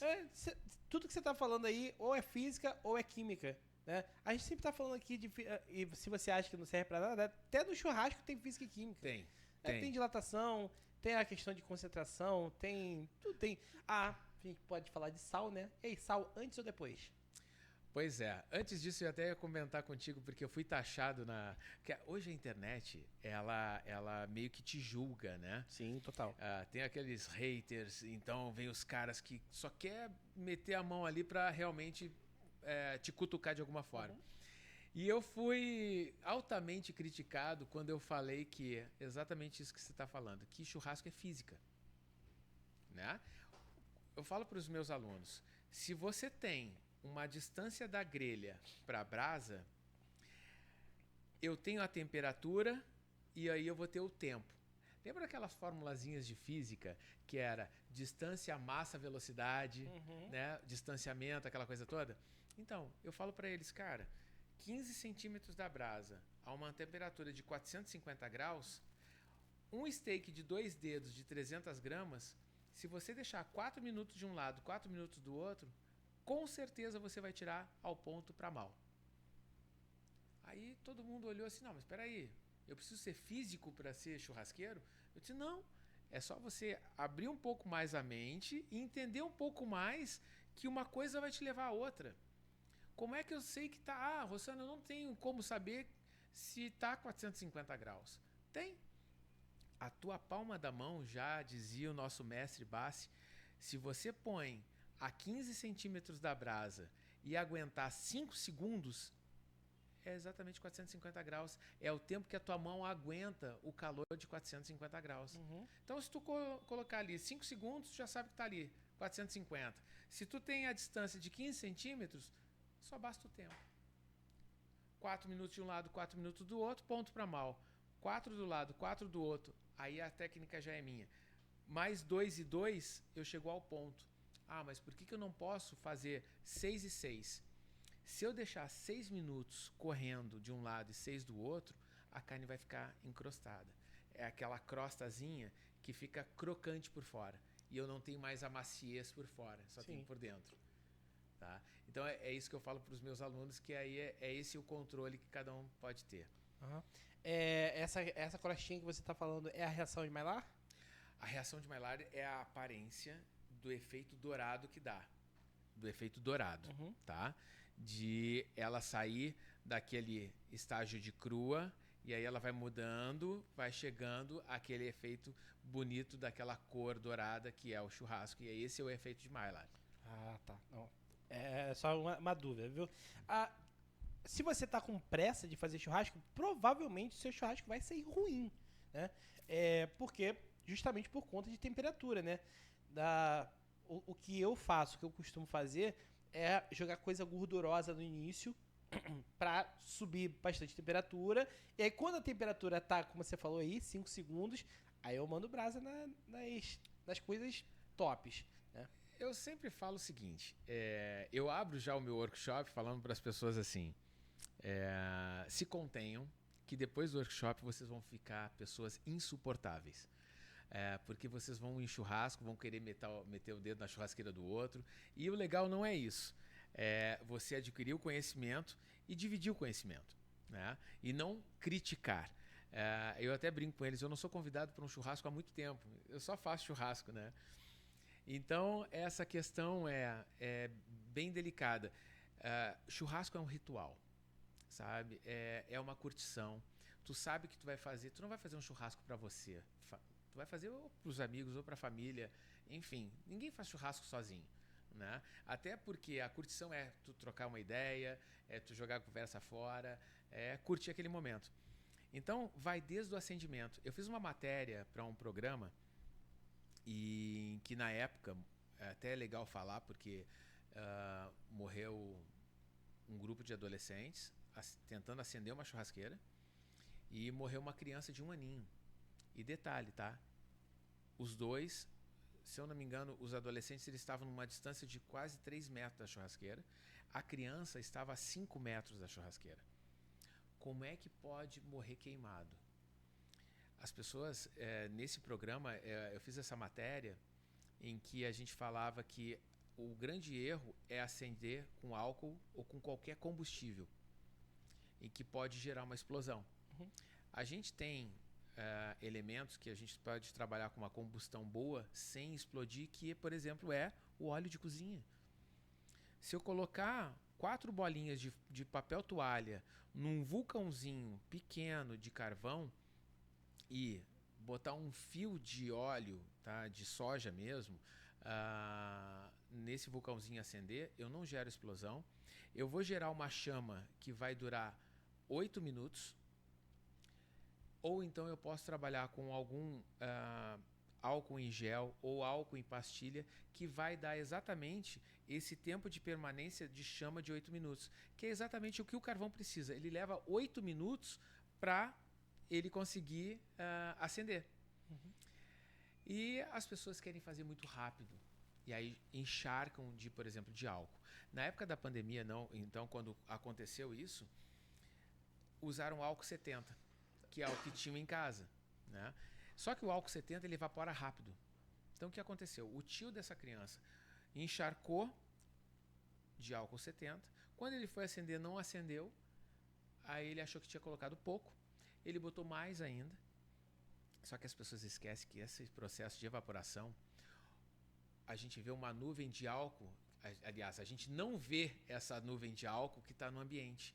É uma nuvem invisível. Quando ele acendeu, essa nuvem estava toda propagada na varanda dele e que foi até a criança. A criança morreu com 90% do corpo queimado. Nossa. A 5 metros da churrasqueira. Nossa Senhora. Então, assim, faz com calma. Se eu vou receber, por exemplo, um grupo de amigos meio-dia, eu já começo a acender minha churrasqueira umas 10h30, porque ela leva 40 minutos para acender e se tornar brasa. E aí, muitos erros aí que a gente volta à questão das linguiças, que é a primeira coisa que as pessoas colocam na churrasqueira é a linguiça. E elas querem fazer em 10 minutos a linguiça. E tá errado. Eu não sou o dono da verdade, eu sempre coloco isso para os meus alunos, mas existe tudo um porquê. Tem um pessoal que tem uma técnica dos embutidos, que a gente chama de charcutaria, que monta todo um blend, né, para embutir e que faz dentro daquela tripa, né, que pode ser bovina ou suína ou até de ovino, ele faz para aquilo ficar fechadinho e aquele processo que ele embutiu entrar em cozimento. Só que as pessoas às vezes furam, as pessoas passam a faca e aí todo aquele blend ele vai embora porque começa a pingar, começa a escorrer. Então tudo que era para ser cozido ali dentro não é mais. Então eu sempre falo, e eu criei até um bordão para isso, para as pessoas nunca mais esquecerem. Primeiro, a linguiça a gente não grelha, a gente assa. E o que é o assar? Grelhar, eu vou grelhar a 15 centímetros da brasa. Assar, eu asso a 40 centímetros da brasa. Então, a linguiça não se grelha, ela se assa. Então, só que muita gente fura com espeto. Ela tem que estar intacta. Então, sabe aquele espeto de peixe que a gente fecha, né? Tem uma presilhinha? Eu boto ali as linguiças a 40 centímetros da brasa. Elas levam 40 minutos para ficarem prontas. Ou você pode fazer da seguinte forma. Aí que vem o bordão. Colocou, dourou, virou. Dourou, tirou. É isso. Colocou, dourou. Dourou, virou. Virou, dourou, tirou. Acabou. Não tem mais nada. É só esperar ela dourar de um lado, tira. Dourou do outro, tirou. Então, é bem fácil, né? Dourou, virou, dourou, tirou. Nunca mais vai esquecer. É isso. Então, por favor, não fure a linguiça. Lá ele de novo. E ó, e o bordão é meu. Tá registrado aqui, tá? Ó. Dia 8 de agosto de 2023. Sensacional. Não fure a linguiça, né? Mais uma vez. Mas tem vários erros. E aí eu não sei se foi cultural, não sei se foi passando. Furar a linguiça. Eu furava a linguiça quando era um tempo atrás, antes de começar a estudar um pouquinho mais sobre churrasco e tal. Eu virava incessantemente a carne, porque a galera começa a trabalhar e tal, você vai comendo em restaurante aquilo. O que você vê no restaurante aquilo?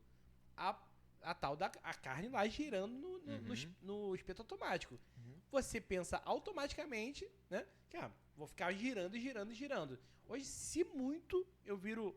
Eu boto de um lado, de outro, e aí eu faço mais uma rodada, né? Então, no máximo, vai ficar duas vezes de um lado, 2 vezes do outro. E eu tô salivando de novo.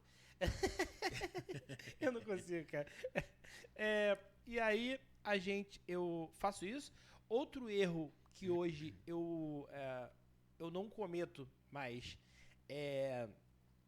eu sempre selo as carnes grandes, as peças grandes, né? Picanha, alcatra, eu selo. E aí, depois do selamento. O selamento? É selamento, né? Pode ser. Depois de selar. Depois de que eu selar, eu corto em bifes, né? Uhum. E aí eu levo novamente ao fogo. Tô muito errado em fazer essas coisas, em selar? Não. Heitor, eu falo sempre o seguinte, olha, não tem nada errado em fazer churrasco. Existem 1000 maneiras de fazer churrasco. Cada um tem a sua. Agora, existe algumas técnicas que vão te ajudar a melhorar ainda mais o que você já faz de bom. Então, assim, quando eu penso que o meu churrasco grelhado, eu preciso reter o meu líquido interno da carne, o que eu deixo de fazer? Eu não espeto mais, para a água não sair pelo espeto e ficar pingando na minha brasa. Eu não salgo mais antes, a gente vai voltar naquele assunto que a gente até não falou, para não desidratar a carne. E ao virar a carne, eu não uso mais garfo. Eu tenho uma pinça para a gente virar a carne. Então, eu tento conservar o máximo possível o líquido dentro dela. Quando você... E o que acontece? Só para você entender o processo, quando eu coloco uma carne na grelha, eu vou selar de um lado, o lado que está voltado para a brasa. O que ele faz, esse calor? Ele empurra o líquido da carne para cima. Ou seja, ele quer expulsar da carne. Tanto que no lado de cima, a gente vê minando poça, né? Um pouquinho daquela água vermelhinha que a gente falou lá no início. É a hora de alguns cortes, na hora que eu viro ela. Selei, como esse lado que eu selei já veio para cima e o outro foi para baixo, eu estou selando ele também, aquela água que estava em cima, de novo a temperatura vai empurrar.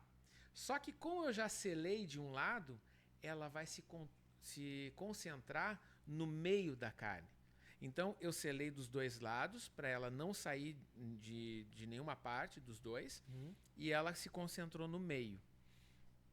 Quando ela fica pronta, eu tiro, eu espero por pelo menos 1 minutinho. 1 minuto é o bastante, nada mais que isso. Para quê? Para ela voltar a irrigar, sair do centro da carne e voltar a irrigar para o todo. Aí eu posso cortar. Se eu corto no momento que eu tiro da churrasqueira, todo o líquido que está concentrado no meio, vai embora. Eu perco. E aí faz aquela poça na tábua. Exatamente. Então, esse minutinho depois é importante para você não perder essa suculência. Tá?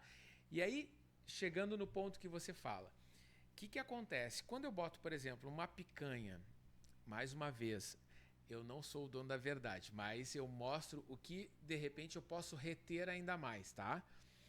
Não é errado o que você faz, mas quando eu coloco a carne para selar de um lado e selar do outro, eu faço esse mesmo processo. O que eu faço? Eu estou empurrando o líquido para o meio dela, mesmo em peça grande, né? Quando eu empurro, eu estou concentrando no meio de novo. E aí você falou que você tira para cortar em postas para voltar para a churrasqueira. Justamente. Eu estou perdendo água 2 vezes. Ou seja, quando eu selo, corto, perco. Pego as postas, volto para a churrasqueira. Quando eu tiro, perco mais um pouco. Então, para evitar perder 2 vezes, ou você vai direto para as postas, ou você faz a 40 centímetros da brasa ela inteira. E aí você, quando chegar numa temperatura interna, no ponto que você gosta, aí você tira e fatia para poder servir. Entendi. Mas é errado o que você faz? Não. Por isso que eu falo muito. Tem muita gente que faz da internet uma questão de julgamento de tu tá fazendo errado, tu tá fazendo certo. Para mim, churrasco, o errado é não fazer churrasco. Exatamente! Né? Eu sou desse partido também. O errado é não fazer, pô. Pô. E outra, qual o ponto perfeito? O ponto que você gosta. Eu gosto do ponto pra mal. Mas assim, tem gente que não gosta, fazer o quê? Meu amigo, se todo mundo parasse de criticar, eu acho que a gente teria um mundo melhor. Já vem crítica, tu gosta de café com açúcar ou sem açúcar? Ou com adoçante? Cara, o certo é como tu gosta, tu vai curtir aquele café do momento, do jeito que tu gosta. É isso. A carne é a mesma coisa. É isso. Sabe? É isso. Então tome conta da sua vida. É bem Exato, melhor. fica no seu quadrado. Exato. E se tem um grupo de pessoas que gostam, cada um de um jeito, faz de um jeito, faz de outro também. Fica bom. Agora tu falou num ponto que eu ia tocar num ponto interessante, os pontos da carne, né? Eu fiz um vídeo uma vez e que, nossa, esse veio todo mundo a favor. E teve uma audiência maravilhosa. Eu falei o seguinte, churrasqueiro bom não é o cara que faz ponto para mal e mal passado. Isso é mole. Eu quero ver churrasqueiro bom, fazer bem passado e ainda a carne sair suculenta. Não sair ressecada ou sola de sapato, como muita gente fala, a minha sogra ou a minha tia mais velha só gosta de carne bem passada. Aí o que eu faço? Eu deixo lá numa área da churrasqueira que ela vai ficar pretinha e quando tiver assim eu sirvo elas. Deixa eu mandar um beijo pra minha madrasta que só gosta de comer sola de sapato. Eu sempre deixo reservadinho. O grande desafio é exatamente isso. Eu tenho clientes que mandam pra lá, olha, nunca ninguém fez uma carne bem passada tão boa como vocês fazem no The Beef. É o respeito da carne e o respeito pela pessoa que ela tem aquele gosto e eu vou respeitar e eu vou fazer o meu melhor para ela. É isso. Se o churrasqueiro pensasse assim... Val, um beijo pra você, minha madrasta. E lançado o desafio também pros churrasqueiros. Aprendam a fazer uma carne bem passada também. Que o pecado é não comer carne. É isso, cara. O pecado é não comer carne. Né? Então, veganos, um abraço também pra vocês aí que não devem estar vendo a gente. Deixa eu te falar. Eu tenho uma exceção quanto ao a gente acabou de falar, né, que churrasco é física. Quando a gente salga antes, a gente tá forçando a osmose, que é tirar o líquido de dentro da carne para ela ir pro sal. Ela tá indo para o meio que tá com mais concentração de sal. Eu tenho uma exceção para salgar antes. Eu sempre salgo depois, hoje, com sal de parrilha. Eu tenho uma exceção, que é o assado de tira. Cara, não sei por que, Rossano. Eu faço a seguinte técnica. O assado de tira eu pego, coloco eles todos, salgo, a água vai sair, vai entrar novamente na carne, né? E aí ela vai trazer um sal com uma granulometria. Isso também é física, tá? Engenharia, para ser mais específico. Com uma granulometria bem baixa, vai salgar a carne, eu bato ela, tiro todo o sal que tinha colocado antes, e aí eu levo ela ao fogo.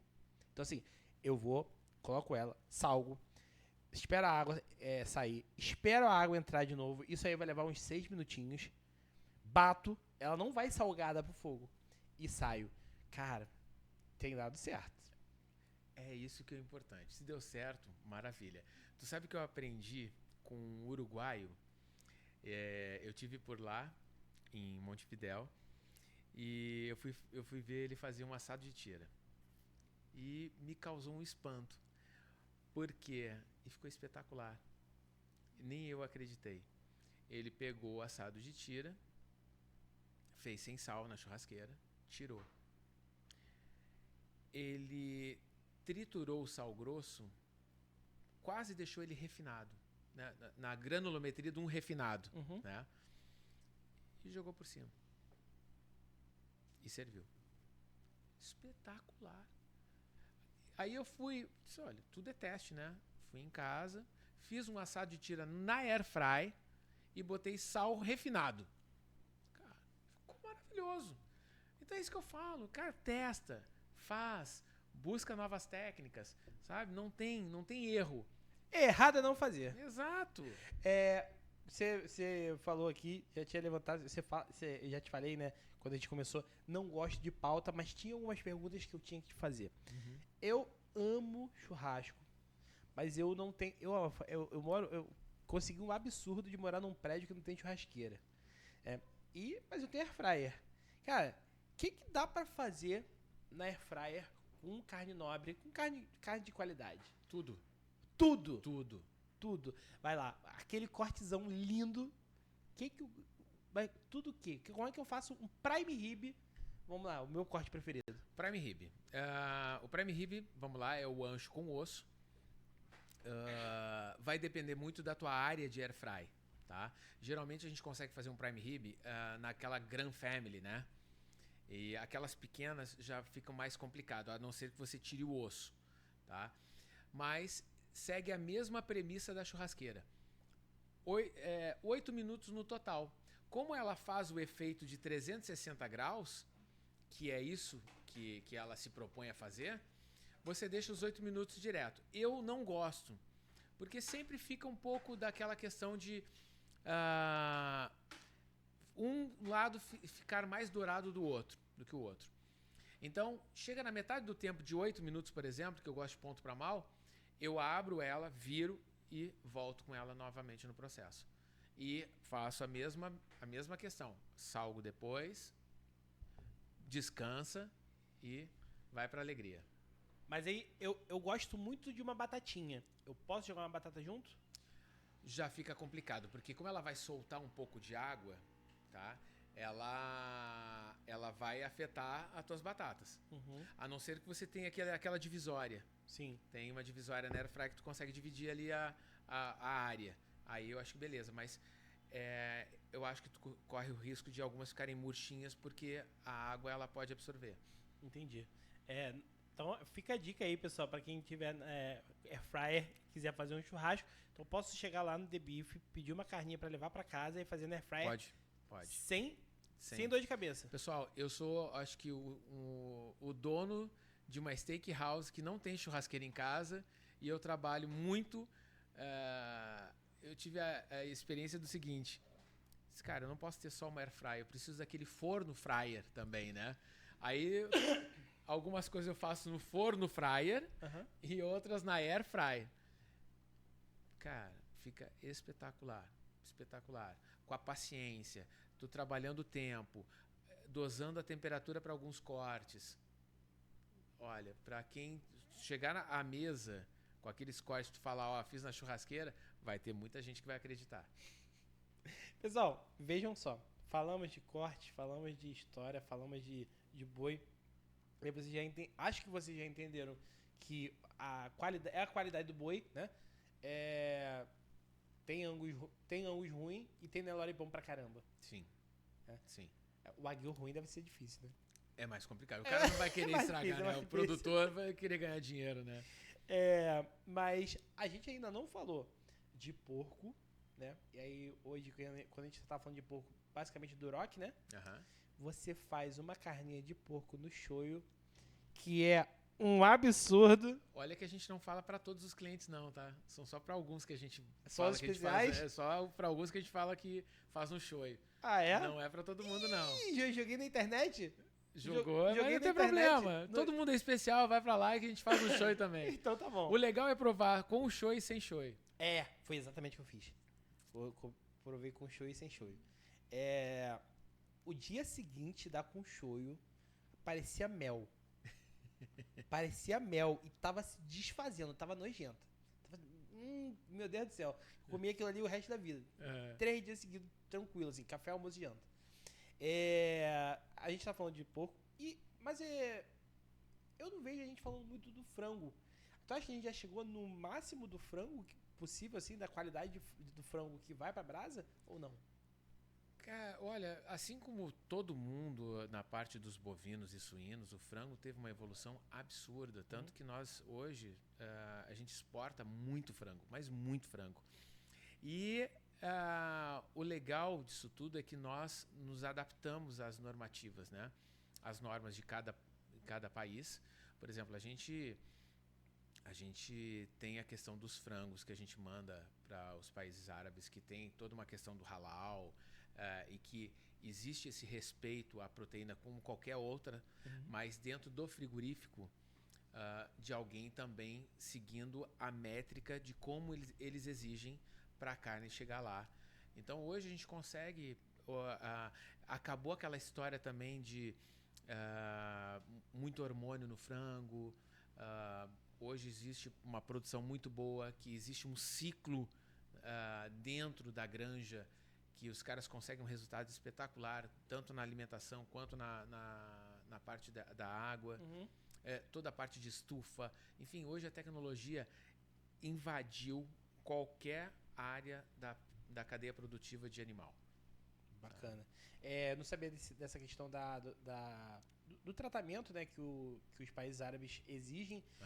Imagino que seja parecido com o kosher, né? Exatamente. Carne kosher. Mesma coisa. Entendi. Existe toda uma questão de um rabino abençoando. Eles também têm essa questão dentro do frigorífico. Existe um respeito muito grande. Maneiríssimo, não fazia ideia. O kosher eu sabia, porque é meio popular, né? E nós aprendemos muito com eles. Muito, sabe? Pelo respeito à carne, pelo respeito ao animal que está sendo tirado a vida dele para alimentar outras vidas. Então nós aprendemos muito com a carne de kosher na hora do abate, que o abate, até poucos tempos atrás, era marreta na cabeça, sabe? E se o cara não acertava o ponto certo, o animal entrava em agonia. Sim. E que aí perdia-se toda uma produção, porque liberava adrenalina, a carne ficava dura. Então, hoje a coisa já está muito diferente. O animal que está atrás da frente, que vai ser abatido, não enxerga mais. Antes, o animal de trás enxergava o da frente ser abatido. Hoje ele entra num box, existe todo um tratamento, existe um laser com uma arma de pressão para pegar no ponto certo. E muita gente acha que dá o tiro para matar o animal na hora. Não, o tiro é um atordoamento, que a gente chama, em que ele leva o animal ao desmaio. Quando ele desmaia, é que vem uma pessoa que faz a degola, para aí sim ele seguir na linha de produção. Então tem todo um preparo, porque não faz sentido o animal entrar em estresse naquele momento e eu perder a carne. Então ele tem que estar ao máximo assim, fora de estresse, até o momento que ele chega no box, ele leva esse tiro de atordoamento até seguir na linha de produção dentro do frigorífico. Entendi. Não, muito bacana isso. E isso a gente não está falando de carnes super nobres, não. Hoje... Não, todos. Tanto de Nelore, assim. Toda a parte de raça, todos os frigoríficos agora têm essa prática. Minha avó é uma senhora, né, tem quase 80 anos, ela ainda tem o costume de ferver carne de porco, né? Ela é, obviamente, uma época... Minha avó casou com 14 anos. Ela é de uma época que o porco ainda era criado em quintal. Sim. E aí eu falei, vó, olha só, esse porco aí come melhor que você, tá? Não precisa mais fazer isso, porque o porco hoje não tem mais doenças como era, mas acho que essa questão ainda vai permanecer aí, pelo menos até a geração que viu as doenças do porco nas pessoas, né? A tênia, por exemplo, só para dar um exemplo. Sim. Cara, Rossano, como eu te falei, né? A gente nem foi mais a fundo. Queria que você falasse qual é a próxima. Hoje a gente tá gravando dia 8 de agosto, na terça-feira. Qual é a próxima turma de workshop? Workshop agora, dia 26 de agosto. Eu vou fazer do pasto à churrasqueira. Vou passar toda a minha experiência em campo, em fazenda, a cadeia produtiva, até chegar nos segredos da churrasqueira. e vou fazer uma parte prática e tudo que os alunos aprendem naquele momento, na parte teórica, eu faço eles meterem a mão na massa para fazer um churrascão Maneiro. com os nossos patrocinadores de lá também. Show de bola. A gente. Vou ser abusado aqui, não combinamos isso. A gente consegue um desconto pra quem botar o cupom? Sim. O cupomzinho? Sim. Então vamos lançar os. Qual é a ideia que tu tem? Não, vamos... o que você permitir. Quem falar no podcast tem 10% de desconto. 10% de desconto no workshop do Rossano, tá? Vai acontecer na Barra, lá na loja mesmo, né? Isso, na loja. Na Barra, fica ali no Parque das Rosas, dia 26 de agosto vai ser um dia? Vai ser um dia. Tá. E agora tem que correr, que as vagas são limitadas, porque minha turma é pequena. Eu só posso colocar ali até 20 pessoas. Então as vagas são limitadas, porque senão dispersa. E a gente quer mesmo fazer o conhecimento chegar nas pessoas de uma forma legal, em que não vire aquela coisa meio dispersa, né? Então, beleza. Irmão, mais uma vez, muito obrigado. Você, primeiro, assunto que eu gosto muito, não domino, né? Não sou curioso da coisa, do churrasco, mas eu gosto muito do assunto. Você me deu a oportunidade de estar aqui. Eu sou teu cliente lá, mas um grande admirador do teu trabalho, de todo o teu trabalho, de como você fala com paixão, de como existe um brilho no teu olho quando você fala sobre churrasco. Sim. E sobre proteína animal, Sim. sobre tudo isso. Sim. Muito obrigado por ter me dado a oportunidade. Você chegou aqui, a gente ainda estava montando o set novo e tudo mais. Nossa, como passa rápido, né? Porque o mundo das carnes a gente fala tanta coisa. Ainda faltou tanta pra gente falar aqui também. Faltou muita, cara. Até aquelas dicas de supermercado quando as pessoas vão comprar carne. Eu fico com uma dor no coração. Então faz o seguinte, vamos botar esse corte aí. Qual a dica? Muita gente vai pro supermercado, sabe aquelas bandejinhas de isopor, né? O supermercado mesmo coloca. Não comprem. Por quê? Você perdeu a origem da carne, já não tem mais o selo do frigorífico de rastreio. Ela só tem uma etiqueta de balança do supermercado, tu não sabe quando foi produzido, tu não sabe a validade original. Então, ali é uma caixinha de surpresa. Então, assim, bandejinha de isopor, não. Vai direto nas embalagens fechadas a vácuo, com a idade da produção ali, da data de produção, com a data de validade, para você saber, porque toda carne resfriada, por exemplo, ela tem 60 dias, tá? Toda carne congelada, eu sempre sugiro às pessoas conservarem no máximo 120 dias. Tem gente que bota 1 ano na sua geladeira lá no seu freezer. Não, agora eu tenho carne para 1 ano. Não, tu tem no máximo 120 dias, porque senão ela vai oxidar. Então tem toda essa preocupação no supermercado também. Então fujam das bandejinhas, fica mais na embalagem a vácuo, que vocês vão ter a certeza de uma carne melhor.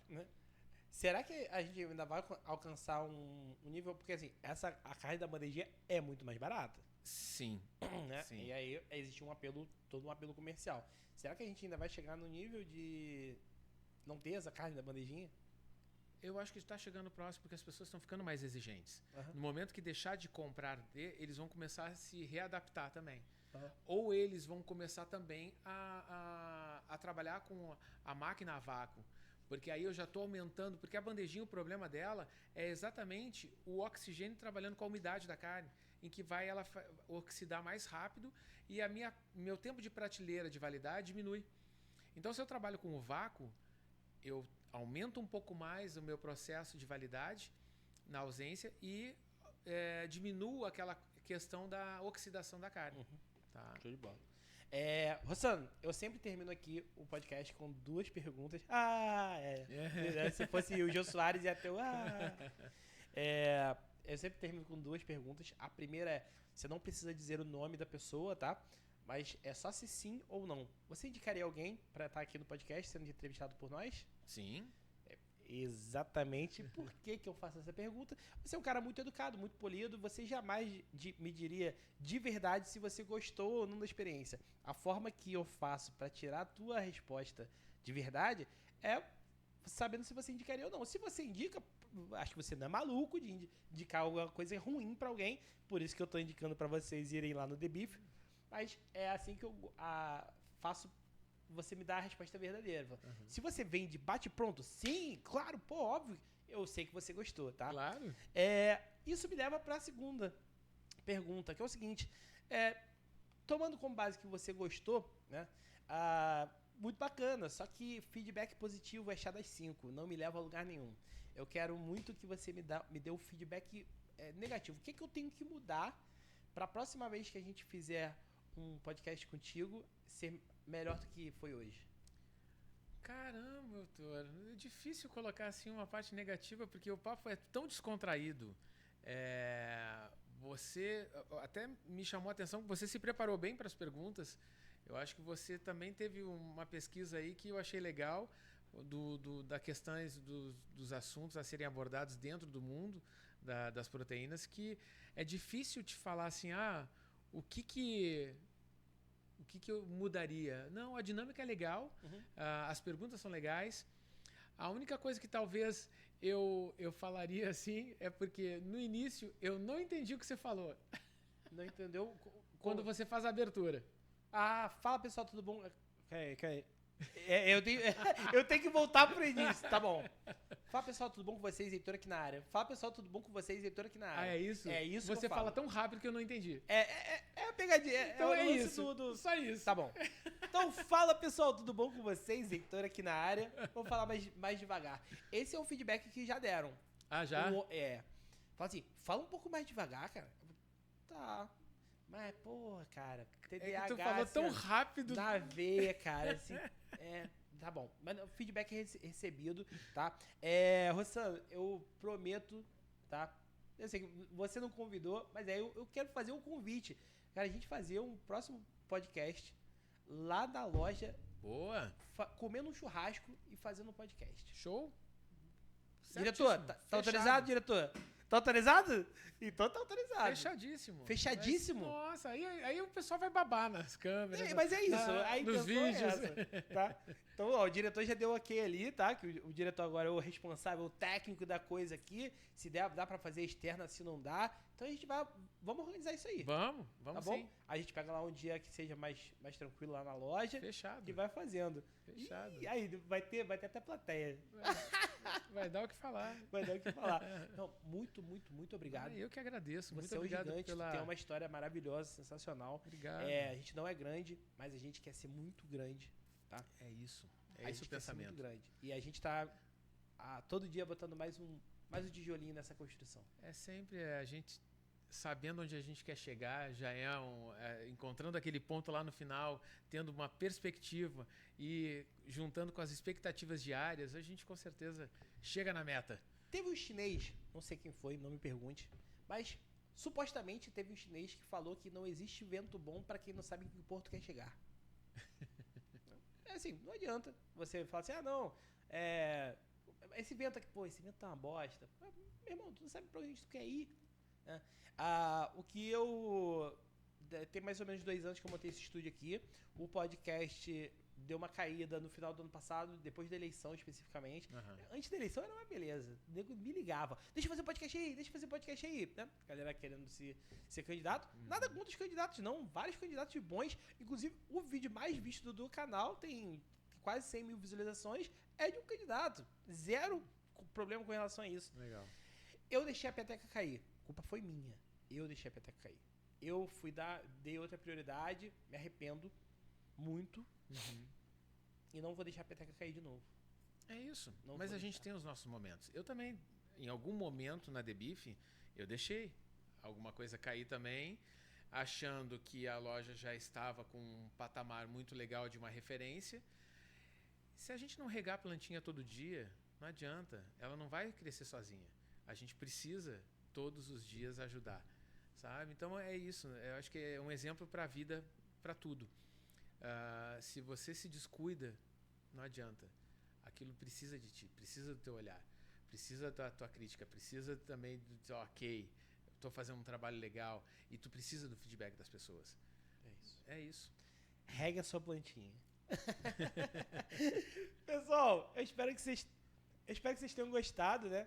A gente deu algumas melhorias aqui, tiveram algumas mudanças. Vocês viram claramente que essa câmera aqui é um absurdo, né? E aí quando vem pra minha câmera aqui, eu continuo feio, mas assim, a gente deu uma melhor... a feiura ficou mais bem definida, tá? Então, pessoal, é isso. Eu espero que vocês tenham gostado, assim como eu gostei muito. Fico por aqui, até mais e valeu.